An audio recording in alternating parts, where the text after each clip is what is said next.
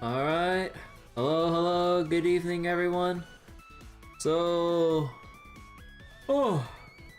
just played or just finished playing some Marvel Rivals with some friends of mine and oh my god, I am tilted at myself because I can't aim for shit. Oh. But yeah. Hope everyone's doing well right now. I'm a little bit on the tired side. Kinda stay up a little bit later than I should have playing Path of Exile off stream, but yeah, I'm ready for more FGO reading tonight. And I did plan a session for tomorrow so that we actually get back to continuing Star Wars Knights of the Old Republic 1 and all. Because it's already been like what, about a week at this point.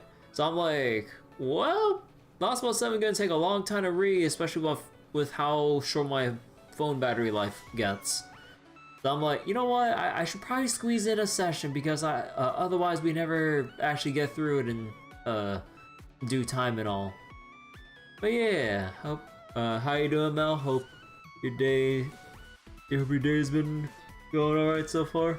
God, I need to shake out this grogginess right now. Anyways, okay, so let us get going with FGO. So let me double check my phone and capture and everything. I did make sure it was charged before the stream started, so it's basically at 100, well 99 now apparently, but yeah. Give me a moment to get this going. Audio is working. And alright. Let's hack and go. Need to move in my keyboard and everything too so I can kind of scooch in a little closer. How many days do we have on New Year's missions? 5 days? Anything I can do while we're... Oh, unlocks on reset. Get a white item through battle, sunlight, and then complete. Okay, so basically just these 4 left. Okay.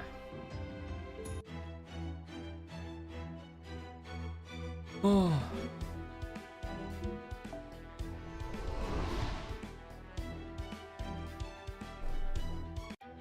Also, I was kind of going back and forth between, looking at the pronunciation for this particular place, and then I was looking up the pronunciation website or thing again on Wikipedia. So basically with how it is, it's like I kind of broke up the syllables wrong, I think, although I should have done the smart thing and type it in Google on how to pronounce something, but trying to figure out how to break up the syllables and stuff sounds more fun to me. So I think like with this location, like I think like I cut it off at the first C and then like, so then it's Iztac and then C, and then the HUA supposed to sound like, let me see, HU pronounced like English W, reversed at the end of the syllable, so it's basically ow. So then is taxi auto, I think is supposed to be. It's been on my mind for part of the night. I'm like, I really gotta like pay a little better attention, so I think that's how it's supposed to be pronounced. So is taxi auto, I think, but pronunciation could probably be a bit smoother, but I hope that's it. Let's continue. It's so weird that like they had the letters arranged one way, but then it says it's supposed to be pronounced backwards with that section. So then with the ow or ill sound, it's so amusing to me. It's like it's spelled that way but pronounced as if reversed for that like syllable. It is bizarre, huh? But yeah, I was like Okay, I don't know what else to go on about that, but yeah, it's just amusing. This summoning stuff is more difficult than I thought.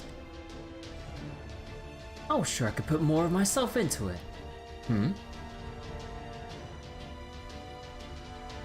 Ah, she's here. Looks like that's the end of your royal audience.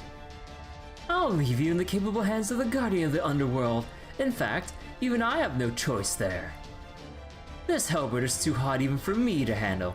She's the Empress of Flame. She cleaves souls like butter.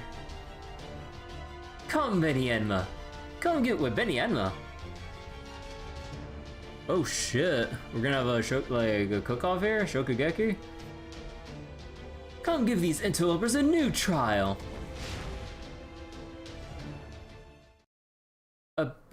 Benny Enma?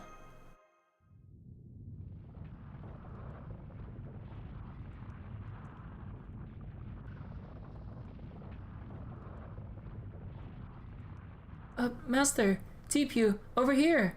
The landscape, no, the land itself is being pushed aside. The mountains are moving, but how? Or why? Look, there's something up in the sky. Who is that? Something about them's giving me chills.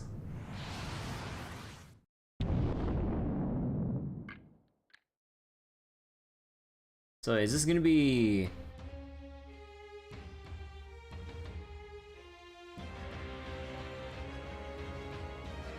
Oh, we're fucked.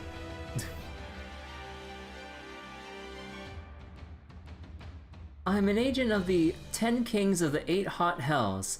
I am Benny Enma, the Vermilion Bird. Koinskaya PTSD phase. Yup, Benny Enma altar. Huh. Your excuses are worth nothing to me.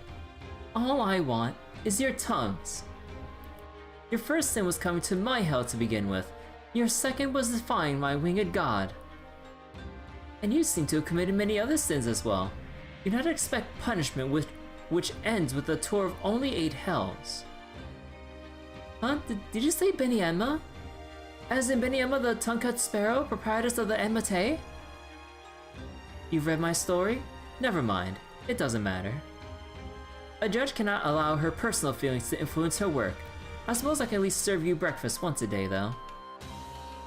I'm told you Chaldeans are destroyers of lost worlds. I can only imagine the trail of bodies you left in your wake. For that alone, I will not say you're evil, but it is your own heart that makes your sins weigh so heavily on you. My sword is only as sharp as your conscience dictates. The better person you are, the easier you The better person you are, the easier you will fall. The more evil, the more painful the more painful your death. The living and dead are equal in my eyes. My verdicts can kill even those who are already dead. Now, let us have a good, clean trial. Oh. Benny Enma altar don't fuck around. Does JPFGO have Benny Enma altar? Oh, and Coin Sky is required for this one?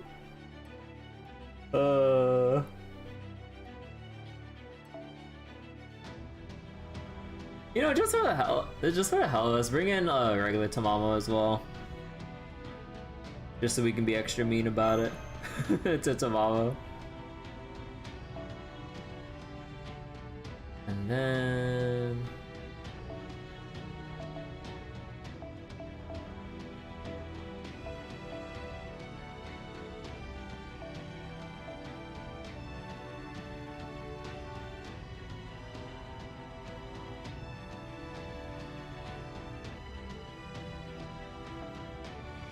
Oh, I didn't level up. I didn't level up her skills.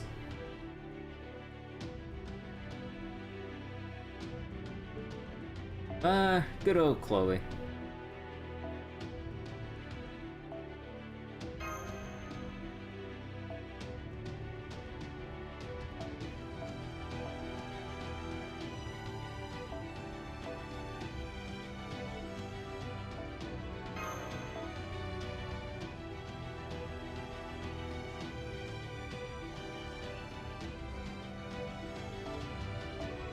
Then Herc to save the day.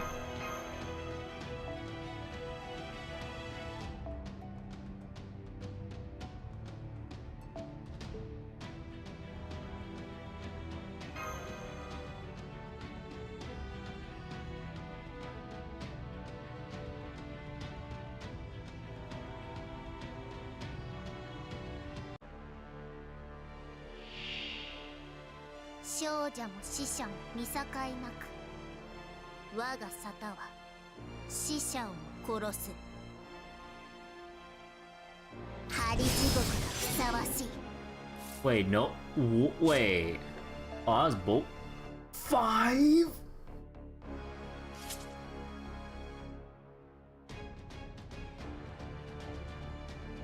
No, that's just fucked.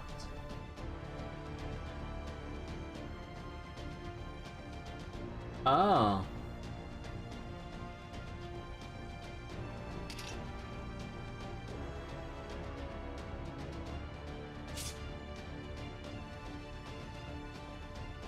Hmm. 南の兆し、恵みとならん。演説の時、来たわね。この星を滑るものである。演説の時、来たわね。完全配列よろしくて。Alright, you need enough NP to use the skill. How much more do I have left?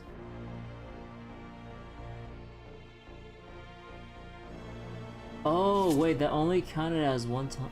Oh, right, because this one was just NP. Oh, right. Hmm.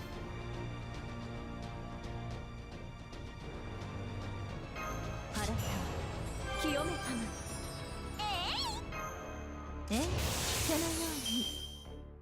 うに。失礼。はい、NFS サービスです。もちろんお望みのままに。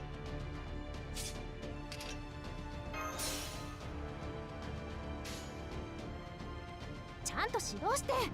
あのあたりね。ちゃんと指導して。はははは。キラッキラにしてあげる。当てるわ。当たって。絶対に逃がさない。無用。見せ死だ。この地獄の釜の湯加減なれば。地獄の釜の湯加減。The Tamama bias. I see it clear as day. Wait. Medium chance to inflict death? Oh, hell no. あのあたりね、ちゃんと指導して。さてさて、あのあたりね。豊足様に憂いなくキラッキラにしてあげる。キラッキラにしてあげる。地獄の釜の湯加減なれば。見せ死だ。命脈を塞ぐ。 No! Oh, come on, that actually went through. Fuck. Wait, that affects backline too? No way. No, that is fucked. Oh, I should have done the other order. Whoops. この星を滑るもので演説の時来たわね。そんなに見たいの？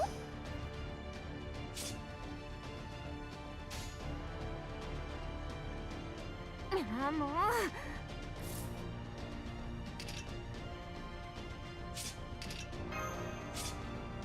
Oh, that means my Cassaratori in the back is... Oh my god. ちゃんと指導して。ああ、もう。とっておき見せてあげるわ。あのあたりね、ちゃんと指導して。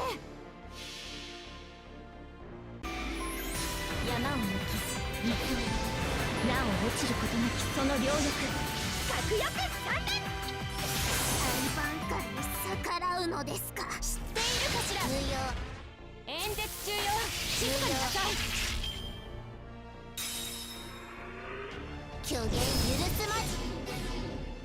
What, another nullified and another insta-kill?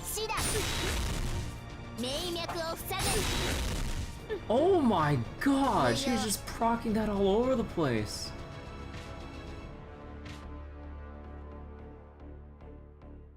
Okay, thank god it was only 3 turns. I thought if it was 5 turns, things would get fucked if like... Well, I mean, we have guts from the CE and everything, but... What the fuck? Who just wakes up in the morning and just chooses insta-kill?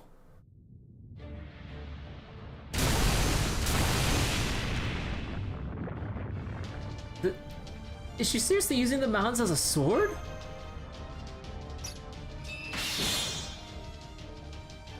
Yeah. The director Olga Marie? Yeah. She'll have to do better than that. It was like more than stopping my brainwaves to kill me. I might reboot myself, but just so you're aware, I don't think I'll be able to do that again. I understand your sins now. I sentence you to 100 quintillion years. Wail and rejoice, Chirp. Oh. But Benyama just flew away. Does this mean the battle is over? It can't be. Benny. My darling Benny. How could they make you grow up like that? I'm going back to Tungska. Don't let the door hit you in the tail.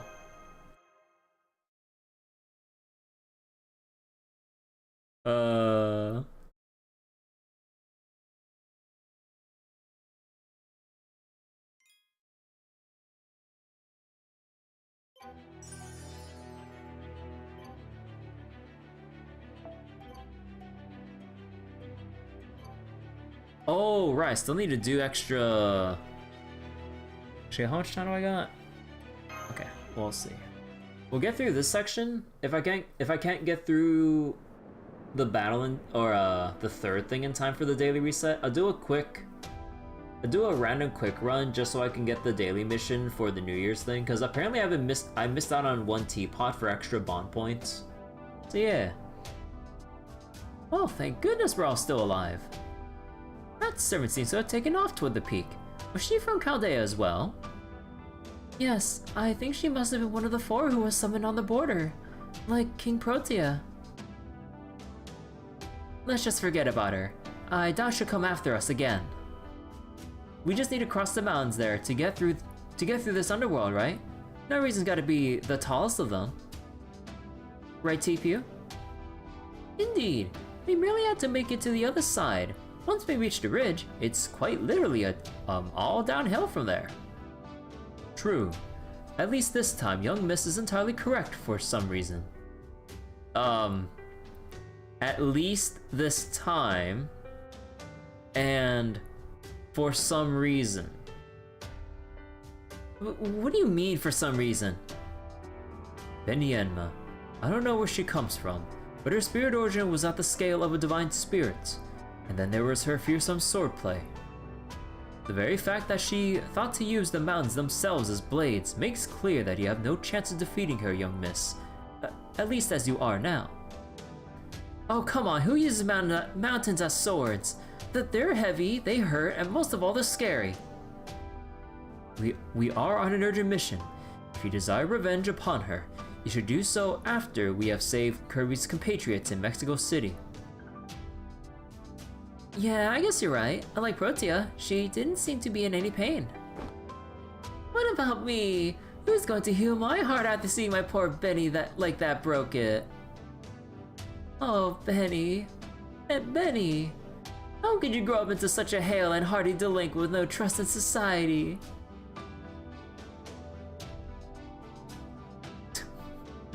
I get where Koi Sky is coming from, but... It seems we needn't bother putting it to a vote then. TPU, would you kindly lead on? Of course. Taxiado is much harsher than I remember, but the path through it remains the same. This way, please.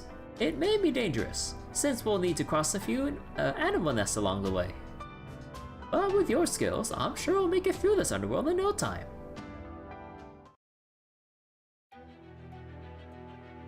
Princess Carrie by U-Olga Marie. She'll drop us before, like she wouldn't even extend her arms if we just jump and prep for a Princess Carrie. She would just not even bother putting her arms up, and then we're just splat on the ground. It's she would just go the fuck you doing?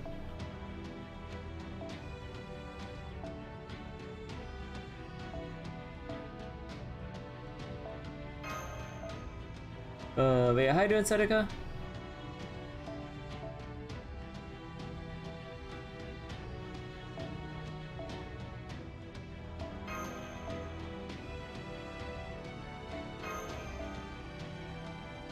Trust.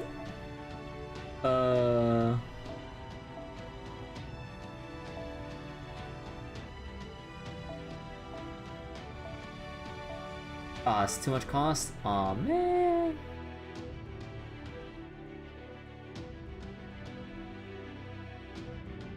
How about...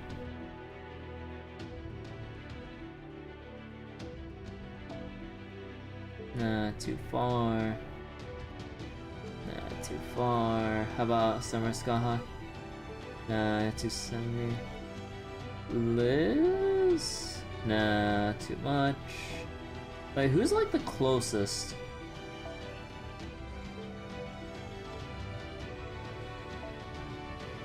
Nah, too far. J Alter? No.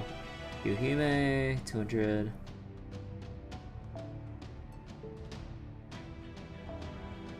Oh my god, is there no one I have at Bond 6? Oh, fuck it.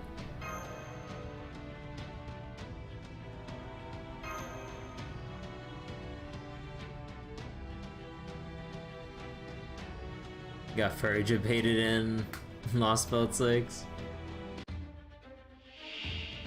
Oh, okay, it's this kind of battle.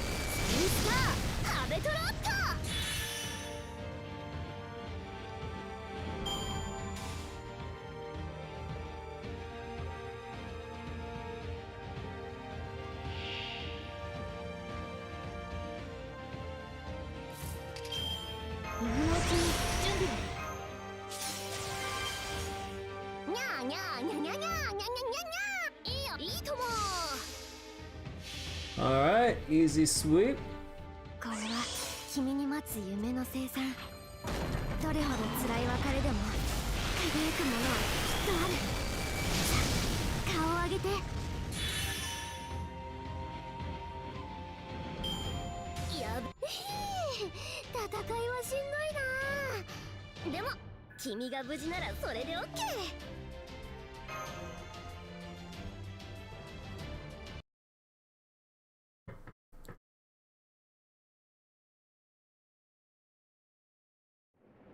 There's 7.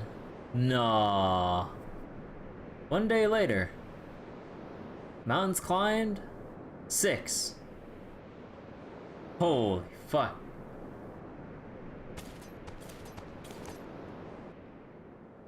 So far, so good. No problems to speak of. I got one. How about the infinite mountain loop? I knew it. Well, that explains why I've been sweating so much. So you've actually been worried? You seemed so calm when you were guiding us. I had no idea. Hey, Patchy. How you doing? I appreciate your intentions, TPU, but at times like these, we need to come up with a plan as soon as possible. I guess Thanos and human internal clocks are more different than we realized. Oh well. The fact is, we've been climbing the same mountain over and over for a while now. Let me expand my sensor radius. Yeah, I knew it. This entire underworld's been closed off. There's no way out. No way out? But the underworlds are supposed to let dead people pass, or wait, dead people through they pass their trials. Does having no way out violate the doesn't having no way out violate the rules? Damn. Damn, that's it. Now I understand. Benny Emma is the new guardian of the underworld.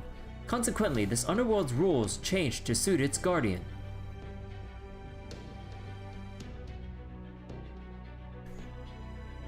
The second underworld is no longer a valley of blades and wind. It's become a hell from Japanese folklore. Oh.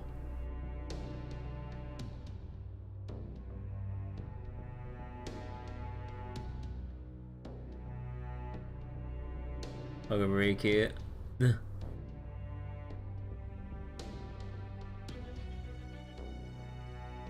Let's see. The new trials to serve out our sentence. Sorry, I just saw a thing on like on this side.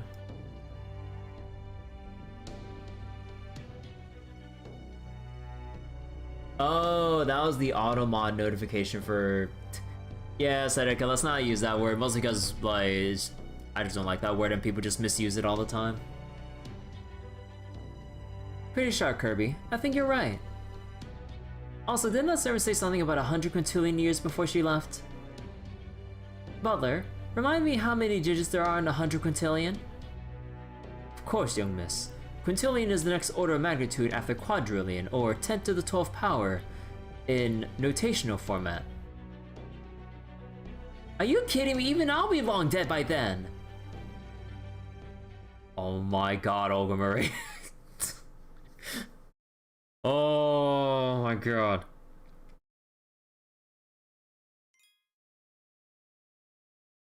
Okay.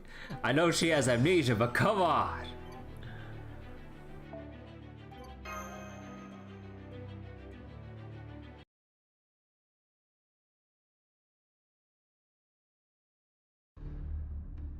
"100 quintillion years? What does that mean?" It means there's no point even trying to serve the sentence. Hell, not even Red Giant Star could serve that sentence. Who do you think would... I mean, serious answer, Maj? I guess Benny Emma's concept of hell comes from Buddhism. India was one of the first countries to discover the concept of zero, so they must be very well versed in numbers. All that aside, 100 quintillion years seems a little excessive. I mean, those are very literally astronomical numbers. Life imprisonment indeed. It seems clear now that our only path out of this is a jailbreak. A jailbreak? But how do you do that when there's no way out? Oh, that. Simple. If this underworld transformed into an execution ground when Benny Emma became its guardian, then it should go back to the way it was when she disappears. I know I originally recommended leaving her alone, but now that we understand our situation, we have no choice but to defeat her. Don't you agree, Kirby? What do you think, Koinskaya? Of course I'm against it. As far as I'm concerned, that fake priest can just die. Still, it does seem that we won't be able to leave this boundary of the underworld without defeating her. And since I make it a point of pride to separate my personal beast feelings from my business dealings, if you decide to go after her, I'll lend you my full support. Then we're going to fight her, yes? That's all well and good, but I don't see how we can win. True, her sword seems to be capable of killing even the dead. Fortunately for us, this hell follows the Japanese model, which means sinners simply come back to life once killed. That was why young Miss was able to will herself back during our earlier battle. So we know servants will come back to life no matter how many times they're killed. As such, this comes down to how much pain and suffering we're willing to endure. That's not what I meant. I want her to return to the way she was. She wouldn't even be here if she hadn't answered Chaldea's summons. Well, that just makes sense. Of course we need to keep as many capable personnel as we can.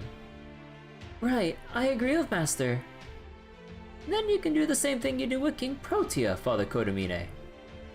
You can slip past their deadly blade like a stray bullet from an oslaughter. I'd be grateful if you refrained from volunteering me for such obviously reckless courses of action, TPU. Unfortunately, I don't think I can do that this time. King Protea's infection was concentrated in her mask. But I've yet to see any specific item causing her transformation like with King Protea, which means I can't cure her alterization. I see. So your hands are tied this time, Father Kodamine? Then I have a suggestion. I think Benny Emma, the tongue-cut sparrow, must have been forced to grow into her current form. This version of her is her future self after she completed her training and began to substitute for the kings of hell. That means it's not a superficial transformation, but a genuine, if forced, growth. And that means all we need to do is make her young again. Quite an idea, expertly weaving together your own personal interest and desire for profit. I see only one issue with your plan. It is impossible. Unless someone here has a spell or noble phantasm or rejuvenation that I'm unaware of. Of course they don't, but aren't you forgetting something? Past, present, future all converge in the underworld. As long as we have enough magical energy, we can summon as many servants as we like while we're here. Which means we have no end of willing collaborators to choose from. Isn't that right, Master of Chaldea? Hey, yeah, I can just summon a heroic spirit with a legend about becoming young again. Fuck, what are some examples? I'll search a database right now, thank you, Mash. Given how many missions we've completed, I'm sure we'll find a heroic spirit with a rejuvenating noble phantasm.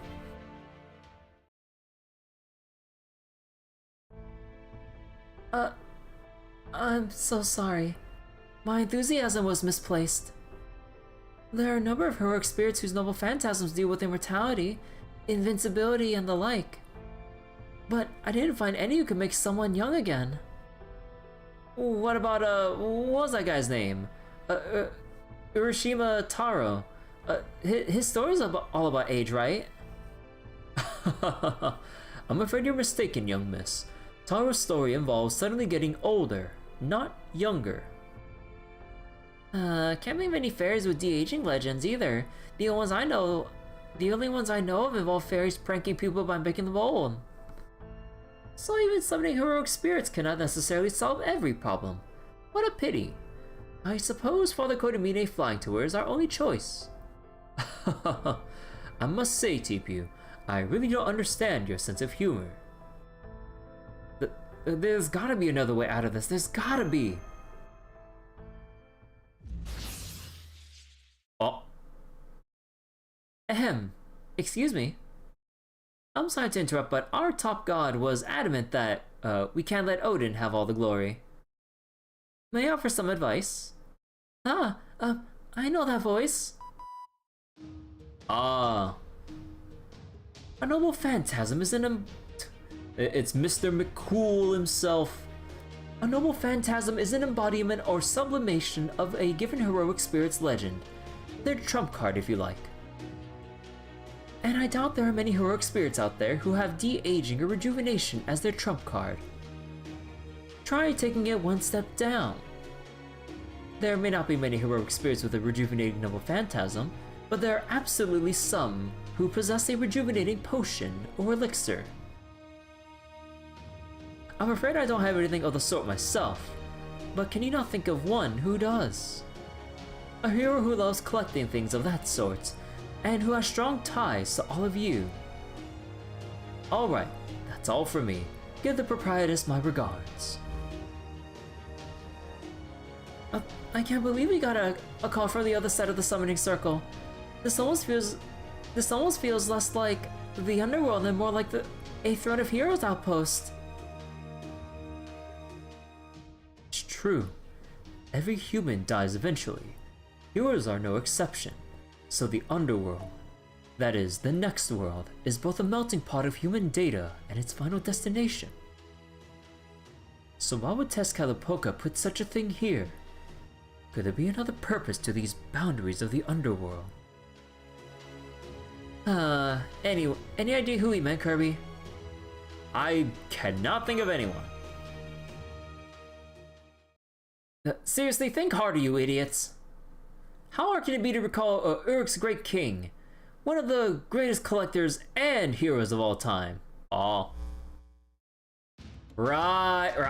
Okay. I kind of forgot about the elixir thing. Long time no see, Your Majesty. Oh, King Gilgamesh. That's right. Of course he would have an elixir of youth in his collection. It's so good to see you again, Your Majesty. It's been so long since... Oh, right. This isn't again for you at all, is it? The events of the Seventh Singularity were never inscribed in the original King Gilgamesh, so... I'm sorry, I hope I didn't offend you. Oh, that's right, I totally forgot. Huh, no matter. I didn't come all this way just to lecture you. You can review how heroic spirit summons work on your own time. Right now, you need an elixir of youth, yes? Fortunately for all of you, I have one. I can't deliver to you myself since your summoner's magical energy is so pitiful it is barely third rate. Way to rub salt in the wound there. But you can at least summon the elixir itself. Here, take it. Oh. Oh, how very generous. You're nothing like the king I know. Or you're nothing like the king I know. Are you sure you're really Gilgamesh? Kirby, you best be served by lopping off that man's head now while you have the chance. If you don't, there's no question that he will betray you, and at the most inopportune time to boot. I'm afraid you have the wrong idea.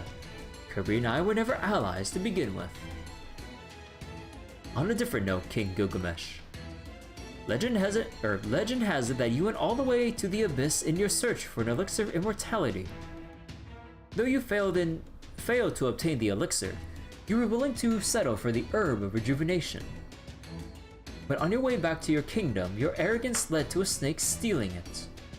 So my understanding is that you never actually obtained this herb of rejuvenation. Am I wrong? Fool! Who do you think I am? True, I allowed that snake to steal the herb, then returned to rebuild Uruk while I was still old and decrepit. But I never forgot about the herb incident, and I've always made it a point to never let my failures stand for long. So I would return to the abyss and reclaim the herb, which I then stored in my treasury, as it was reasonably valuable. You know, I think I've heard of that story before. Yeah, that's right. That smug-ass king really said that right to your face back in your room, senpai.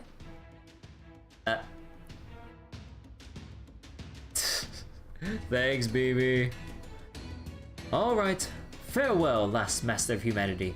I wish you luck on your pilgrimage in the underworld. Hold on, I can't let your earlier remark about senpai being only third rate pass. What do you take issue with? Her magical energy, catalyst, and luck are all pathetic. Hey, you got a point. Her luck especially. Did she leave them all at home? But I suppose third rate is indeed a step too far. Congratulations on making it to second rate, Count Dan. Thank you.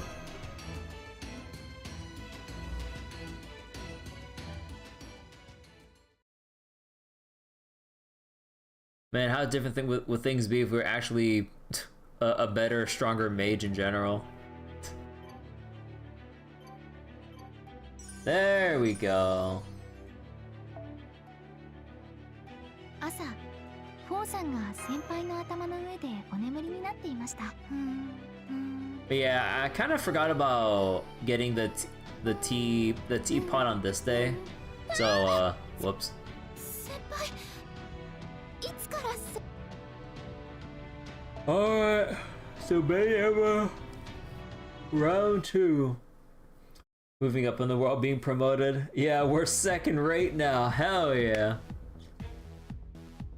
Alright, I'll hold on to this elixir. The rest of you will fight Lady Benyama until she's no longer a threat, or at least somewhat exhausted. Then I'll do whatever it takes to get her to drink the elixir, even if it costs me my life. If all goes well, when we're done, we should have the original pure-hearted, innocent, deliciously gullible Benyama back on humanity's side. What do you mean deliciously gullible? But yeah, I kind of forget the event or occasion that Koi and Sky and Benyama were together. I kind of forget about the whole relationship there. What are you sinners doing here? This court has already passed judgment on you. There will be neither a retrial nor appeal. If you refuse to accept your sentence, then I'll chop off your limbs and use your torsos as stance for my needle-mounted sword for another 100 quintillion years. This sword was given to me by the Buddha himself. He will soon grow most familiar with its full weight of 8 tons. The mountains are moving. Get ready for her, Kirby. Try calling servants with death resistance. If you can't get any, I'll figure something out myself. You stay out of this one, Mash. Without a spirit origin, there's no coming back if you die. Damn, look at this advice here. Death resist. I mean, wait, who has like really strong death resist? Like, I forgot, was it like first Hassan and BB? Or something? I don't remember. Who are all the Shiki count?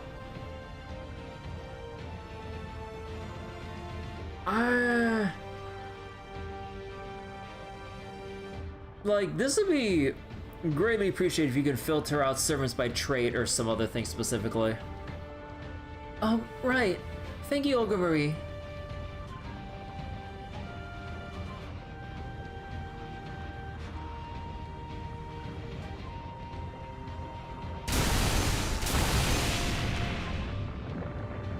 Not even the smallest rat shall escape punishment for its sins.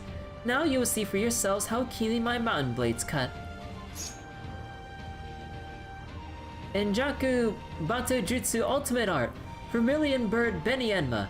Let the flaming trial begin.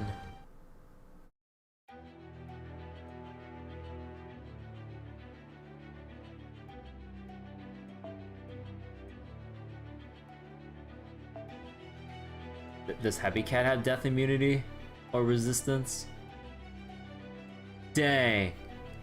How can Happy Cat not have death resistance? Does Nidocross Alter have it? Oh no, is it like a specific trait or is it just those implied instant kill statistics or whatever that you have to just look up because they don't actually tell you unless you either data mine or just look it up on the wiki.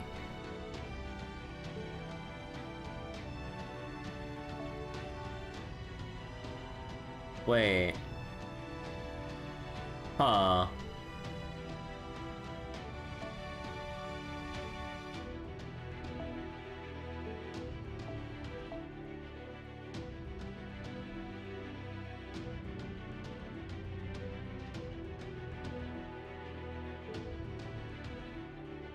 They really want me to... Huh.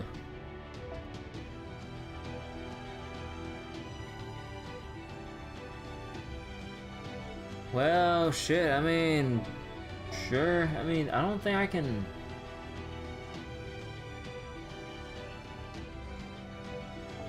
Hey. Yeah. There's basically no one with that.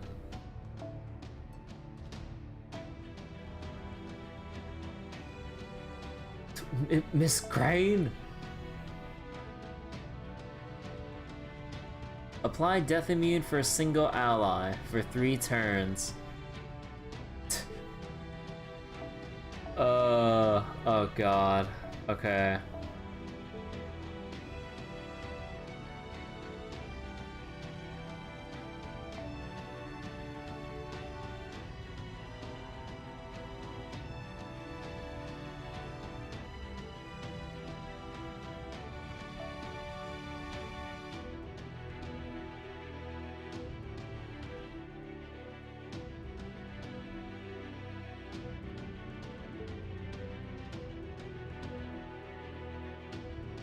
I mean, fuck it, I just go first Hassan.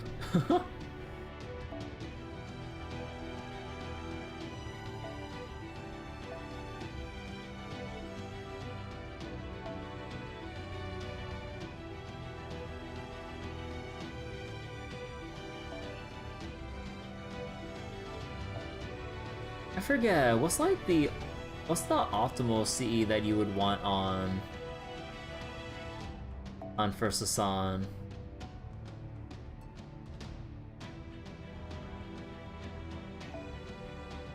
Oh, I forgot to fuse that. Or limit break it. Probably some like crit strength or something.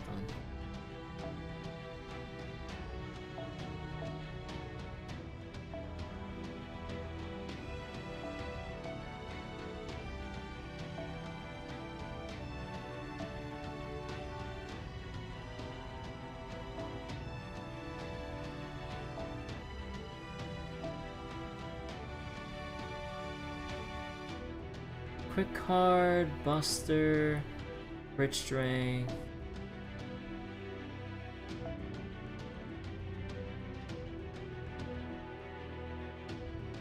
Oh. Sure, I can take that one.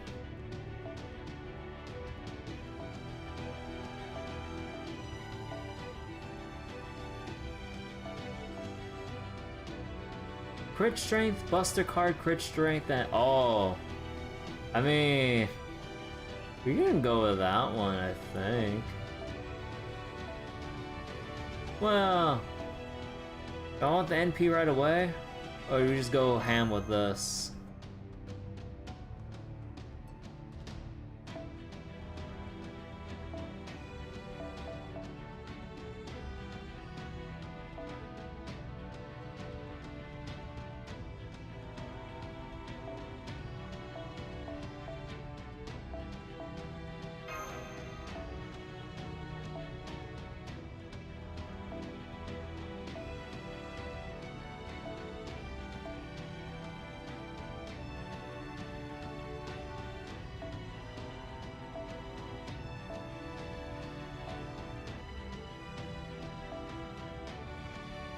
Apply sure hit.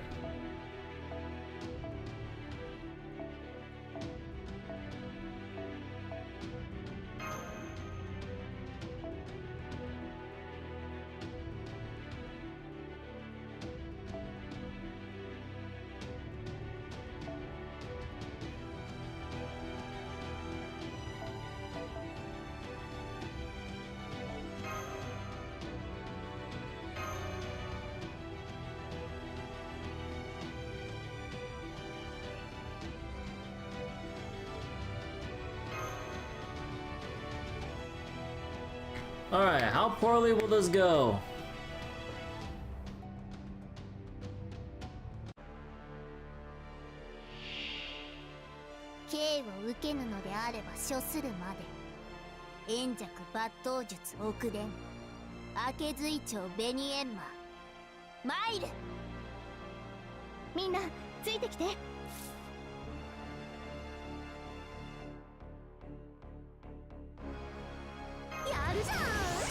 Oh wait, wait, that's what I was forgetting. I forgot. I meant to switch out Tamama with some of that buff's busted, like, I don't know, Merlin or some shit. Oh, whoops. Wow. Alright then.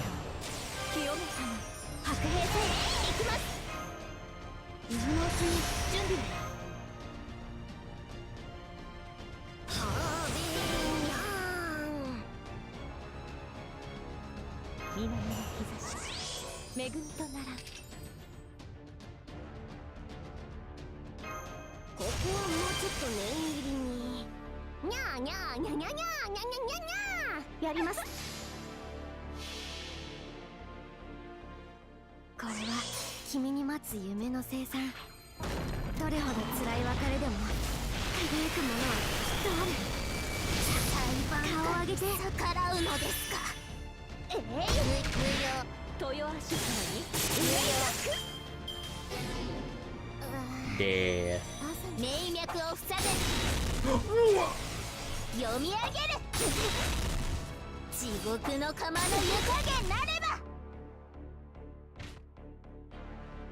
Oh, that is just unlucky. Holy shit.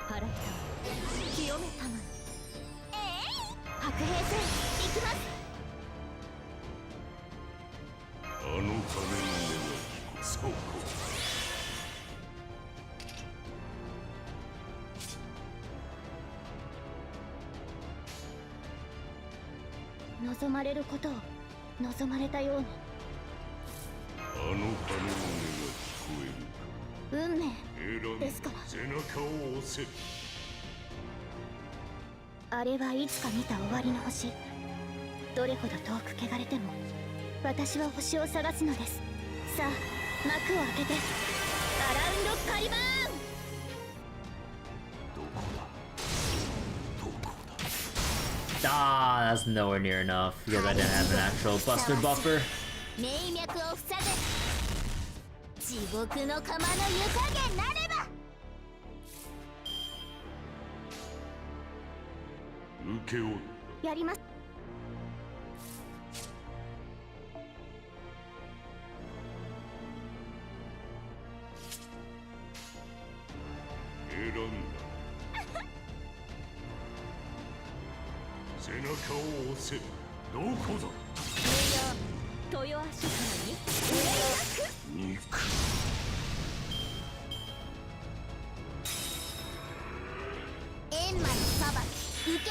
Oh.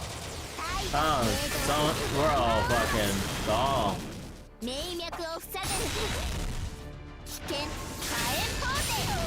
Oh. Oh, that is so close.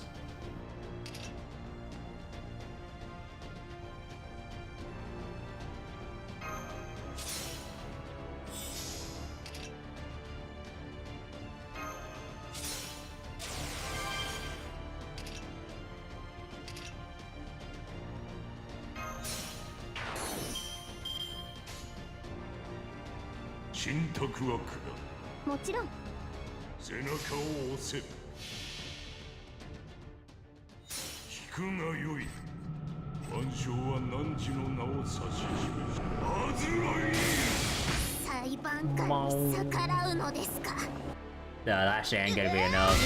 Again, I brought the wrong supports for this. Like, I could have bursted down fast if I switched neither. Switched out Tamamo or Caster Artoria. Or a Buster Buffer. That is entirely on me.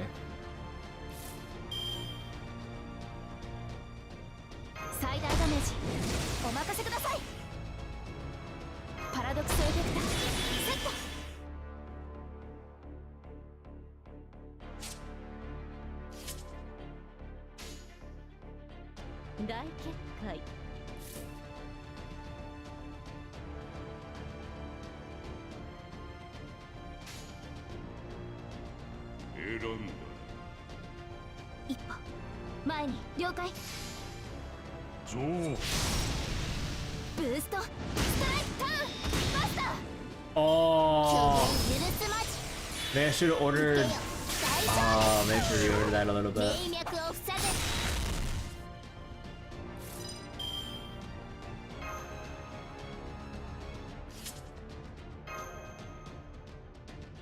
今の日差し晴れた清めたま被弾確率収束大結界 Defense up buff, crit star. No, she doesn't have either. 大結界ご所望でございますね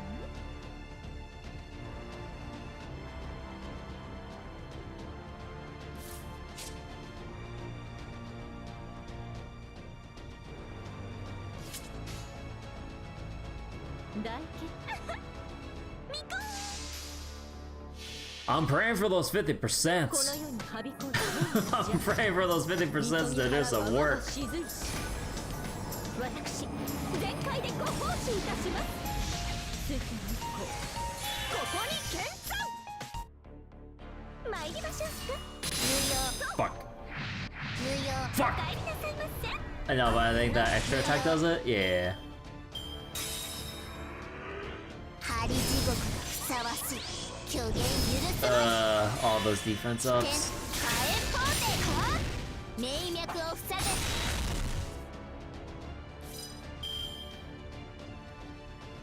今の日差し我が歩みに終わりなし誰であれ戦う心があるのなら背中を押せ受け負った受け負ったおごりであっても高らかにいつか必ずなくしたものに報いるために導きの星よ力となれどこだ無用どこだ無用地獄の釜の湯加減なれば地獄の釜の湯加減なれば Yeah, fuck. The insta kill. Oh. Hey. Well, look at who we have here, huh? I guess great minds really do think alike.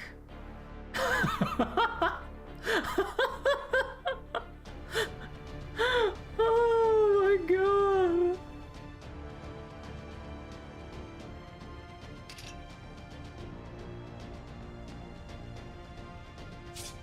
そうか我が歩みに終わりなしそうか最大ダメージお任せくださいあの鐘の音が聞こえるか Oh, that's so funny, 時 dude. 短装填済背みです中を押せ受け負った前に徳もなく証もなくはあ首を出せ Wait, he gets cooldown reduction. I should have read the other buff he had, but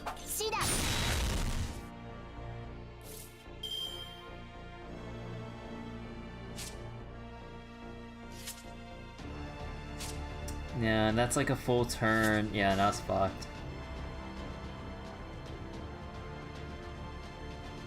And I don't have yeah, no, I don't have any sure hit. Increase death resist while you're on the field. Increase charge. Oh. Increase defense up against evil and chaotic enemies. Oh.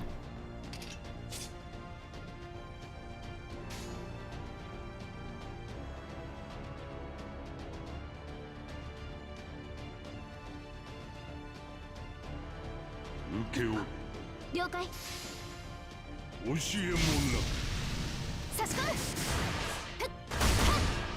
我が歩みに終わりなし怠惰明道は看板を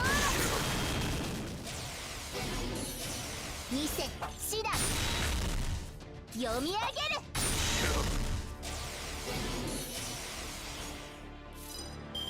Oh. Is it time? チャンスにあの鐘の音が聞こえるか Ooh, actually. Man, okay, hold on. Because I can do a Buster Brave if I just do this instead. I don't have any other. All my cooldowns are. Yeah. Yeah, no, I just gotta go. We just gotta go.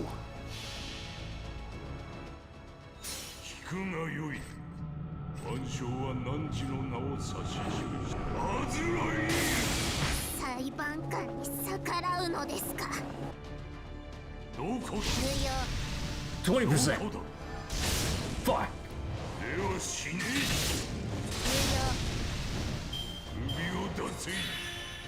地獄の釜の湯加減なれば危険火炎法廷名脈を塞ぐな申し訳ありません Yeah, kind of figured.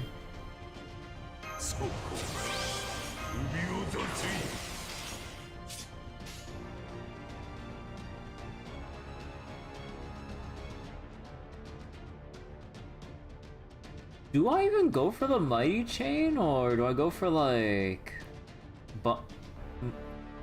Money Brave Chain, or...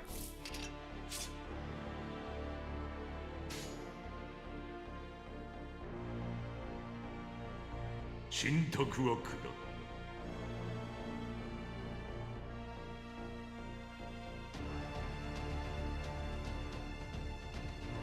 背中を押せ選んだ聞くがよい万象は汝の名を指し示したアズライ裁判官に逆らうのですかどこだ Ah! 俺は死ね我が歩みに終わりなし 2世死だ Bye bye, First Hassan. 2世死だ名脈を塞 Ah, fuck. Oh well. Man, I gotta use one of my 34 leyline stones. Oh no.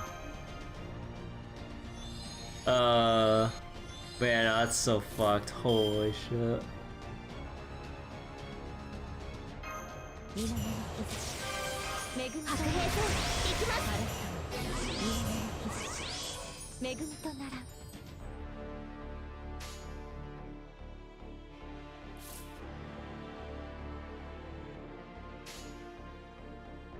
なん Yeah, defense ignoring NP. 運命ですかいいともあれはいつか見た終わりの星どれほど遠く汚れても私は星を探すのですさあ幕を開けてアラウンドカリバー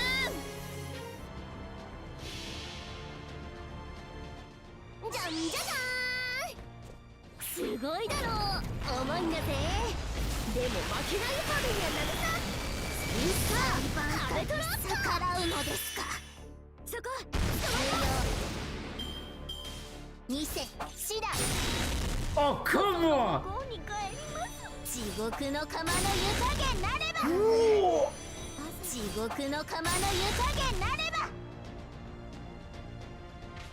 Bro, 2 insta kills. Holy shit. 最大ダメージお任せください今のうちに準備を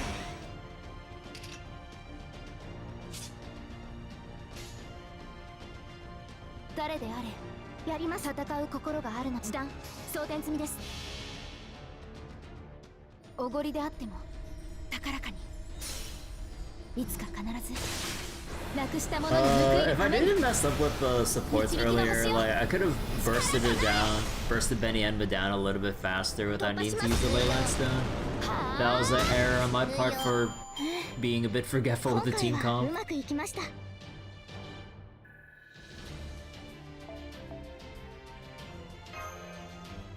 We got 3 feathers.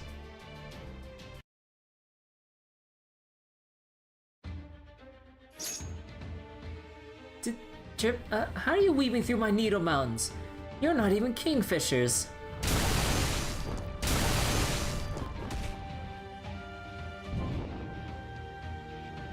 Is that the best the world's quickest shortest sparrow quick draw can do, hardly impressive as weapons go. It may work well for crushing large targets, but it's clearly useless against small ones. Did you stop sizing your opponents once you grew up, or is this some sort of inferiority complex fixated on your smaller self? Don't get cocky, Rabbit. Even now that I'm a great king, my sword is as precise as ever.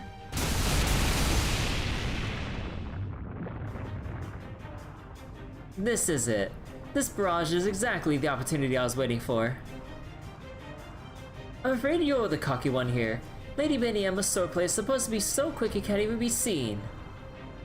It should not be so big and brutal that you hide your own target from view. Huh? Goats aren't the only one to have an easy time crossing mountains. A bunny on a bike can do the job just as well. Now watch me thread the needle in your place.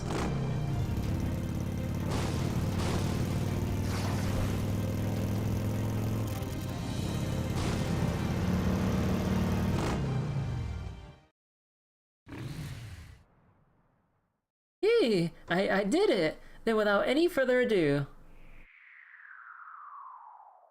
What are you doing, you pervert? Chirp!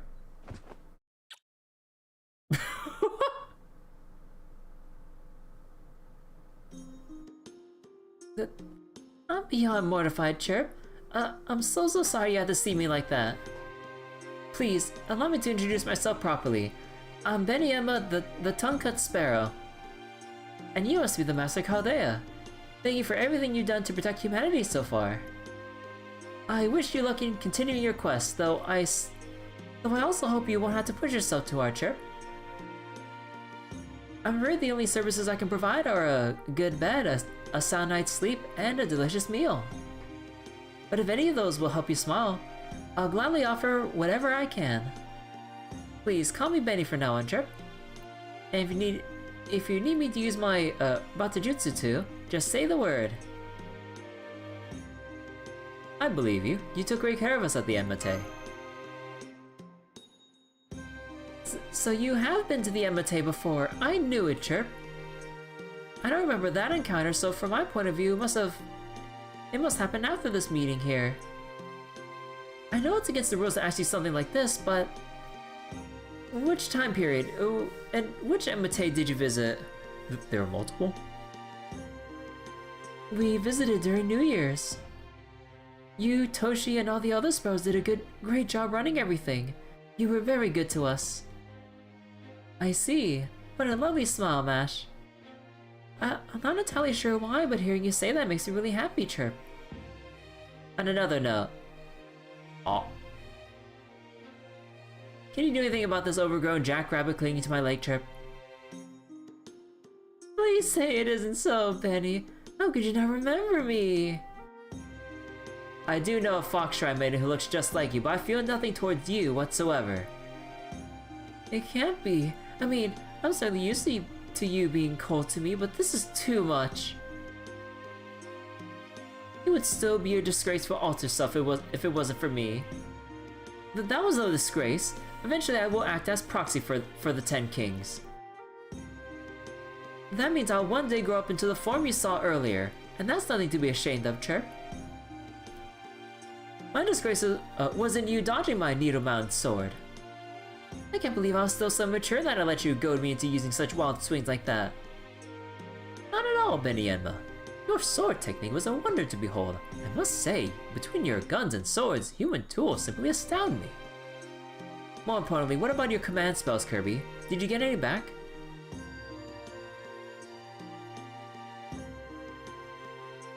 Sort of. Oh ho! Only one left to go. Then it stands to reason we'll find it with the guardian of the third underworld. That bad man had some nerve using your command spells for his twisted ends. Fortunately, he did have, what he did has given me some new power. It's a shame I can only remain here in Mictlān as a guardian of the underworld. But thanks to that, I can now become a grown-up whenever I want, Chirp. Please, go on ahead, everyone. Don't worry about me. In your next battle, when you face an enemy that you must put all your body and soul into striking down, That is when I will show you the power of the Enma's true ultimate archer. One next battle. Oh no, I may no longer be an altar, but I'm still guarding the underworld. I'm certain you'll need to fight another great battle in this boundary of the underworld. So until that time comes, I'll be here training. Especially now that I have someone to help me train Chirp. Huh? Huh? To help wait, what?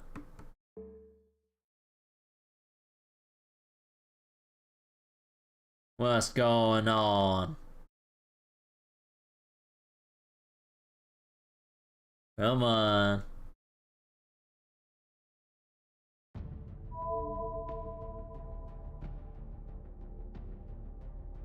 Dude, 76% better already. Holy shit. I was hoping I was at least have like 80 something percent left still.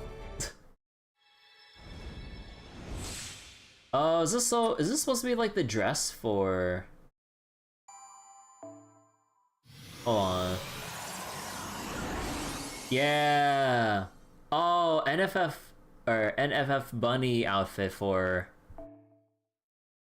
Oh yeah, I guess grown-up Benyanma would still be too different to warn an outfit and would warn like a separate version if anything, if it existed.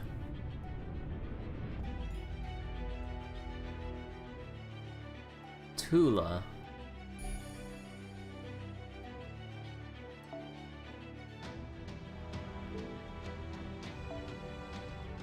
The Lost City of Water. Oh, son of a bitch,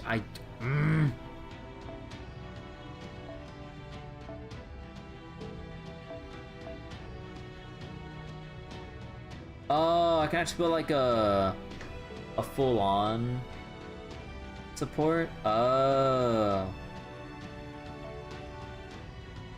Man, I can't... I hate how all supports, unless like story demands it, like are always skill level 888. Like, bro, and they could... Oh, whoops. I didn't mean Gilgamesh. And they could stand to like at least give them extra stats with foes and everything. Oh my god, dude.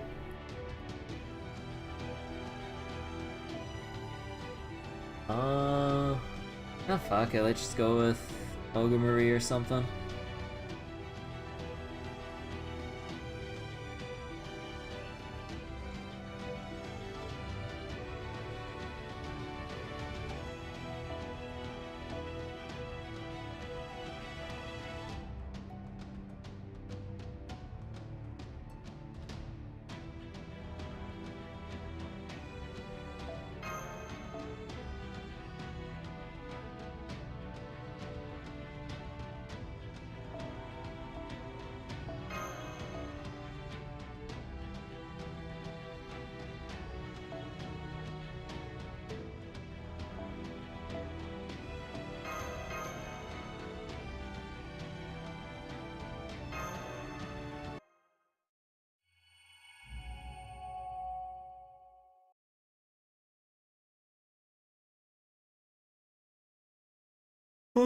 Oh.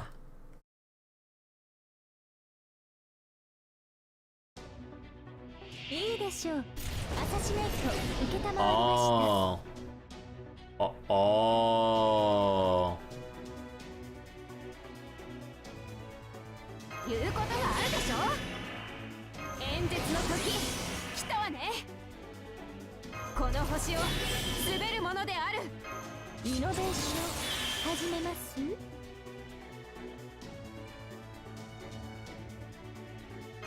そのように失礼、こちらの話です。ああもうあの辺りね。はははは。じゃあ演説中よ、静かになさい。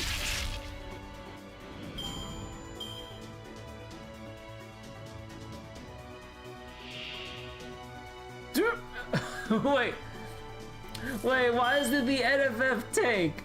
The cards guard him. Girl, we need to have a talk.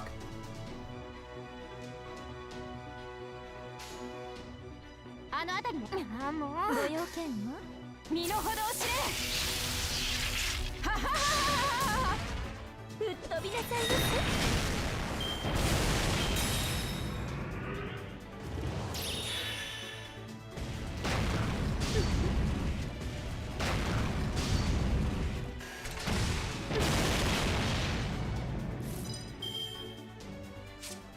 Increase attack. Ah. Hello, Bakatsu. How you doing? Oh wait, I just noticed. I need to fix something real quick on the side of my screen. There we go.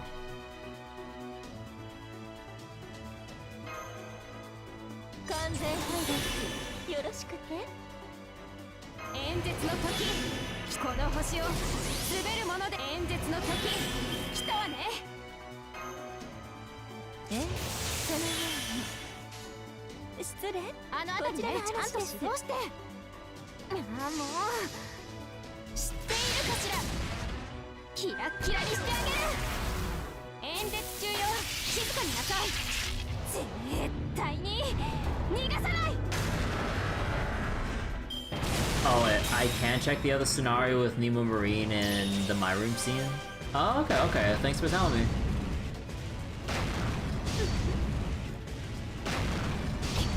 この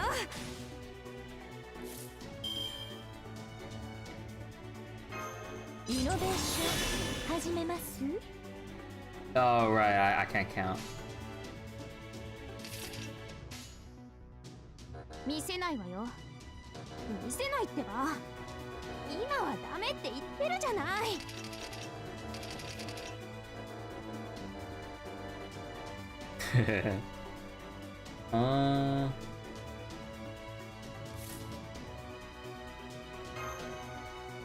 はい、NFS サービスです。もちろんお望みのいかほど。まあ大体ご用件はスタート。ロックチェックメイト。ご相談は NSF まで。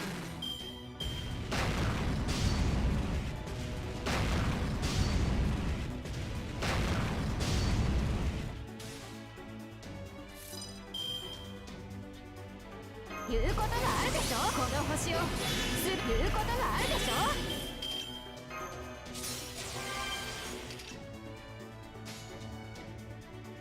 あ、もうちゃんと指導して。あの辺りね。知っているかしら。じゃあ Hey DK, how you doing? 当てるわ。当たって。 Hey, I'm doing well. Having fun so far with this section. Just got past Benienma and help restore her back to her younger self. And what the fuck? Ah.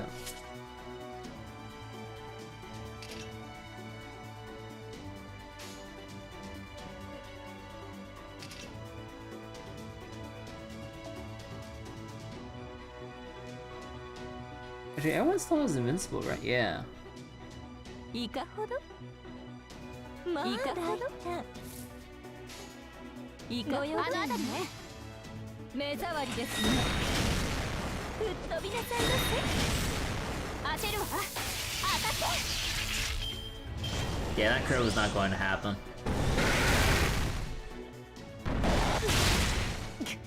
この裏に。 Yeah, I kind of saw that coming.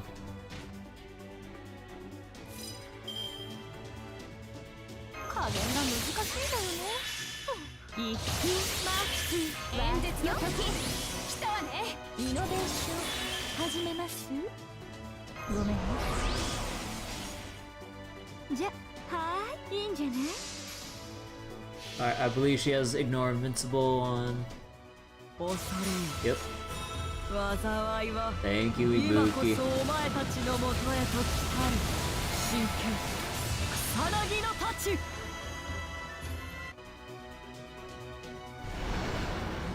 Alright. 楽しいね。 Big Ibuki always saves the day.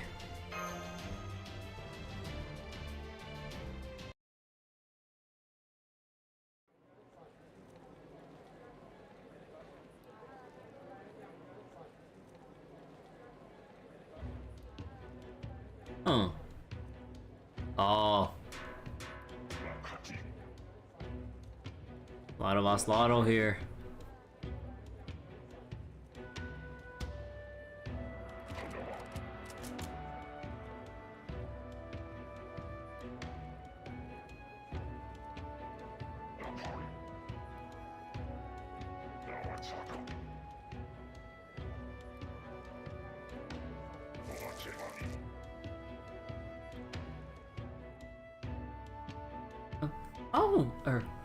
Oh my.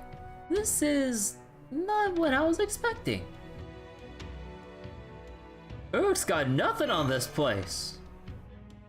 It's true. There are so many people, there are so many people everywhere you look. There must be at least 30,000 coming and going on the main street alone. Oh yes, isn't it wonderful? Mexico City is currently home to 100,000 all Asalama warriors. The non-combatants, women and children, have built villages in the neighboring jungles where they work to support Mexico City.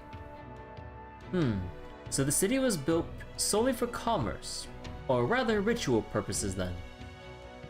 And what's more, you're saying they didn't do so on top of the ruins of an existing city like with Chichen Itza.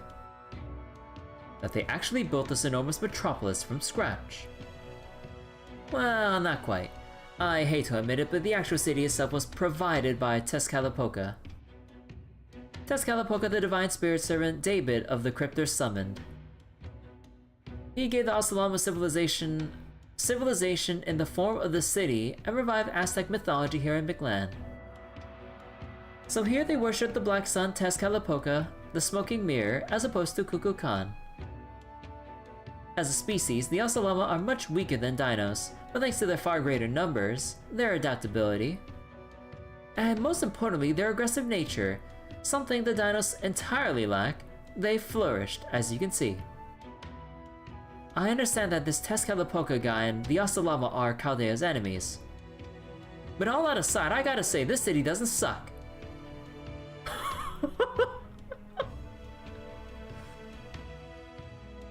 It's full of bursting with the energy of people determined to live and improve their lives. If anything, the city is closer to the colors Kirby and Mash emit than anywhere else I've seen. Young miss, as an aspiring leader, I must advise against making statements which might hurt or offend your supporters, especially when they're standing right beside you. What are you talking about? I'm not saying the Asalama are better than the dinos or anything.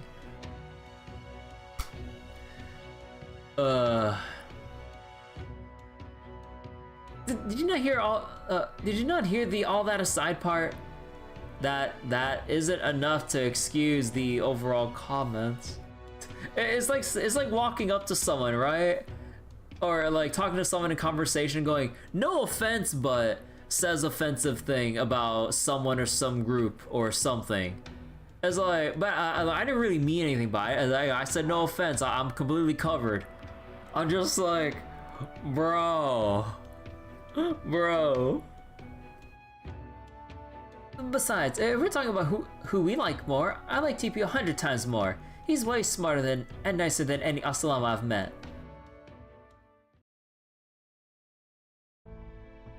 Anyway, I think you got a sense for Mexico City now, right? Then let's get to the reason we came here. Chaldea's abducted staff. Leonardo da Vinci, Cyan Eltnum, Nemo, and Caddick. I suggest our first order of business should be to find out where they're being held.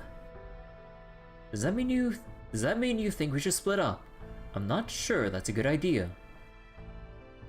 We may look like Asalama to the people here thanks to my disguise spell, but we still can't understand them.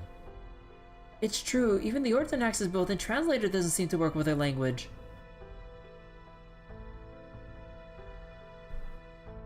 That nearly rules out gathering information by conversing with the local, or neatly. So our only choice is to search for a likely holding area on foot. Somewhere heavily guarded perhaps, or where we can sense Nemo's presence. Of course, were I in Tezcatlipoca's position, I'd keep them somewhere which would block detection of such things. That big thing back there? What about those two big buildings in the center of the city? I think those are twin temples. They're both about 60 meters tall. Each has a path leading up to its roof, and I can see what looks like altars in the center between them. Oh yes, those are sacrificial altars where they pluck out the still beating hearts of their sacrifices. Well, that's not important right now, so we can save that topic for later. Those temples are dedicated to Tlaloc and...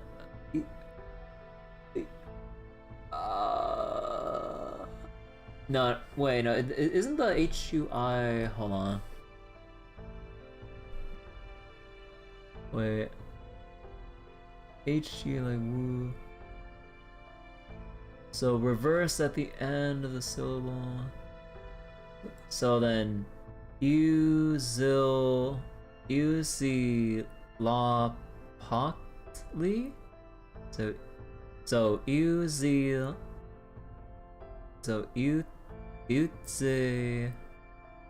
Lo Poctli or Lo Poctli.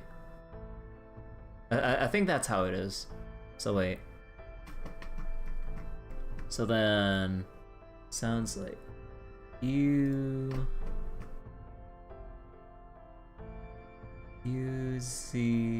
Lo Poctli. Okay. It's gonna take some getting used to with like trying to sound it out smoothly because it just feels so stilted because I'm not used to it. Okay. So those temples are dedicated to Tlaloc and Poctli.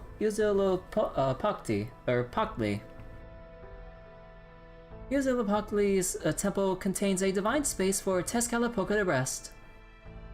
And Tlaloc's temple... Tlaloc's temple contains the throne of the Asalama's king. I'm afraid your disguise spell won't work on Tezcatlipoca, Father Kodamine. And since he'll almost certainly kill us the moment he sees us, we should keep our distance from those temples. Really challenging myself today. Who's Huitzilopochtli? Huitzilopochtli's said to be the Aztec tribal god of the sun and war. When the Aztec people lost their land and were forced to wander around Central America, Huitzilopochtli guided them to Metztliapan,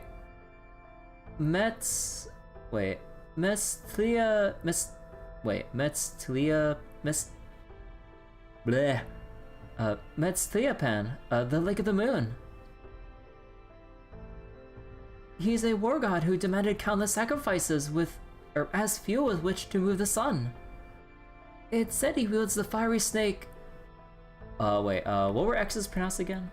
X's are pronounced like English SH sounds. So, it said he wields the fiery snake, wait, isn't the, IUH...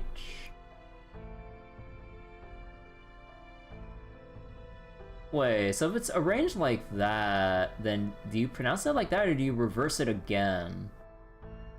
Because of the... let me see.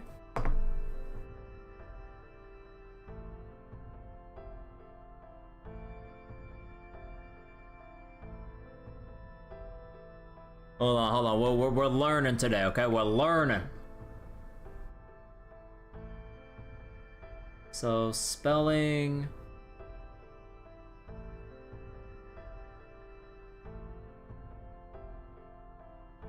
Wait...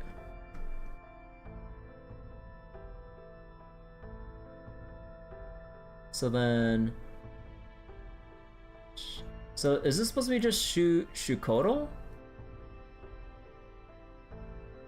Because you only reverse the thing... Let me see.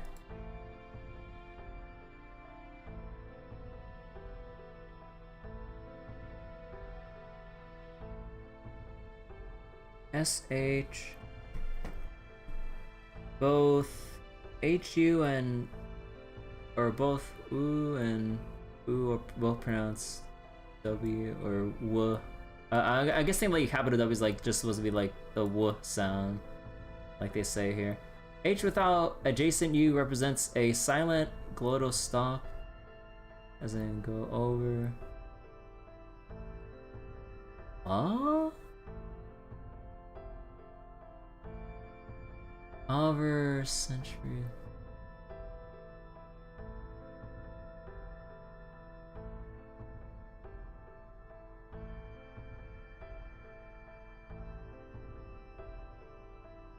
So wait. Ku, like ku, or English ku, inverse is the same sound at the end of the syllable.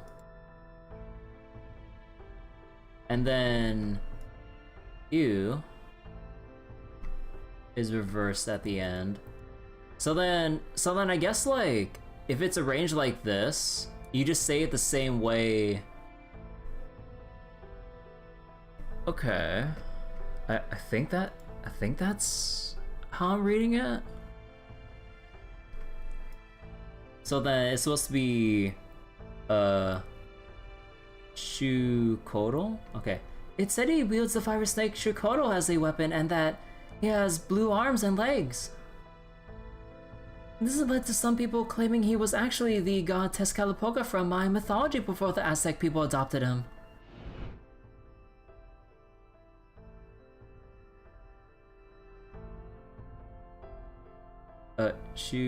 Shukoto as in Quetzalcoatl?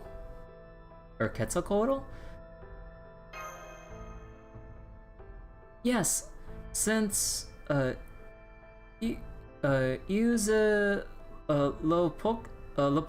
wield Shukoto as a weapon, he was said to be an enemy of Quetzalcoatl. What about David then? David rarely comes to Mexico City. The other times I've come here, he was out in the jungle investigating old ruins. It seemed pretty clear he was leaving city matters.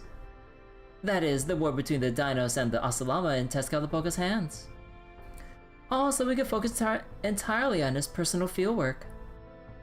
I swear, I still can't tell if he hates being a crypto or loves it. Well, never mind that. It sounds like we can go around the city as we like, yeah? This would be my first time getting to see actual humans in their element. Kirby, Mash, I'm counting on you two to explain anything I don't understand. I'm afraid that won't be possible, young miss. Since we can't actually speak to anyone here, we'll need to make more effective use of our resources. Given the possibility of unforeseen complications, I think it'd be best if you and TPU waited outside the city. What? How come? Oh, it's because of my size, isn't it? I may look like an oslotto, but I'll still bump into people in large crowds. And similarly... Alright, Okamari's horns. Could we just pop those horns off, Madam President? You say the most bizarre things sometimes. You know that, right? And of course we can't. And don't ask me to make them smaller, believe me, I've already made them as compact as I possibly can. That's as compact as possible? Oh, I'm so sorry, Ogamori, but I think we need you to do the prudent thing this time. Yeah, okay, your companions' lives are hanging in the balance here. Fine, I'll save my colonial observations for another time. But in exchange, I want you and Kirby to get a good look at the city in my place. If we're going to fight the Osalama, learning about their culture, ideology, and way of life is the least we can do. I know we've had to fight them without knowing anything about them so far, but things are different now that we have a chance to learn. And since you'll be acting as my special secretaries, I don't want you two using ignorance as an excuse for brutality. Aww, happy Mash.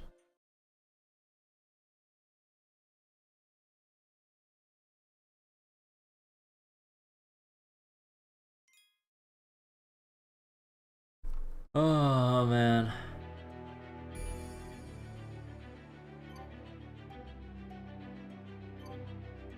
So wait, you know, like the whole thing, like that means I've been mispronouncing this whole time too. So it's supposed to be Nahui Mictlān. Nahui. It's always so weird. It's like HUI is pronounced with the letters backwards, or is they pronounce if you arrange the letters backwards. Actually, wait, did the page I was referring to explain why it's like this? Or... Let me see.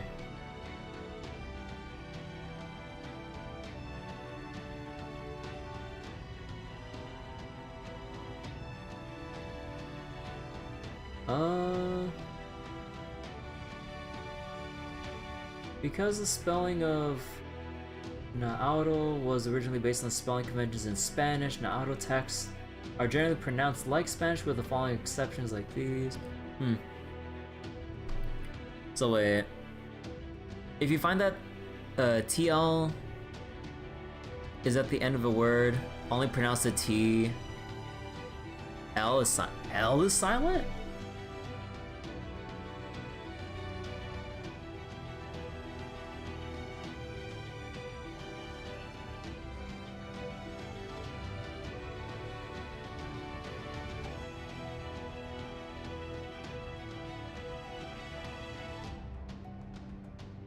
Huh, wait, but then...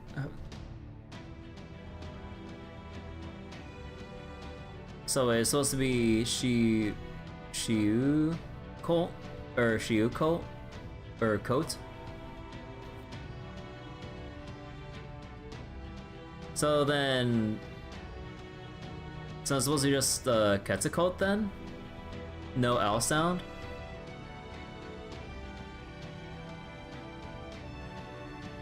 Today I learned, wait, did they mention that here and I overlooked it when I was reading this?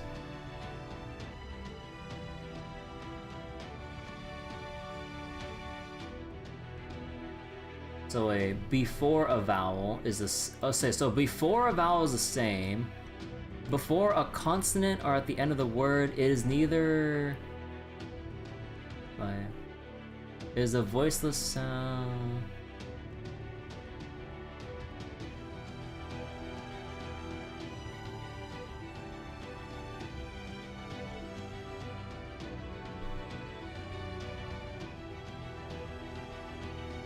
I mean, there's probably some other pages like within this whole section, because there are other pages about this whole explanation about the pronunciations, but it'll be too much of a rabbit hole to probably look through if I go flip through other sections. Huh? So, Shiu Coat and then Quetzalcoatl. Okay, I'm learning more about the day.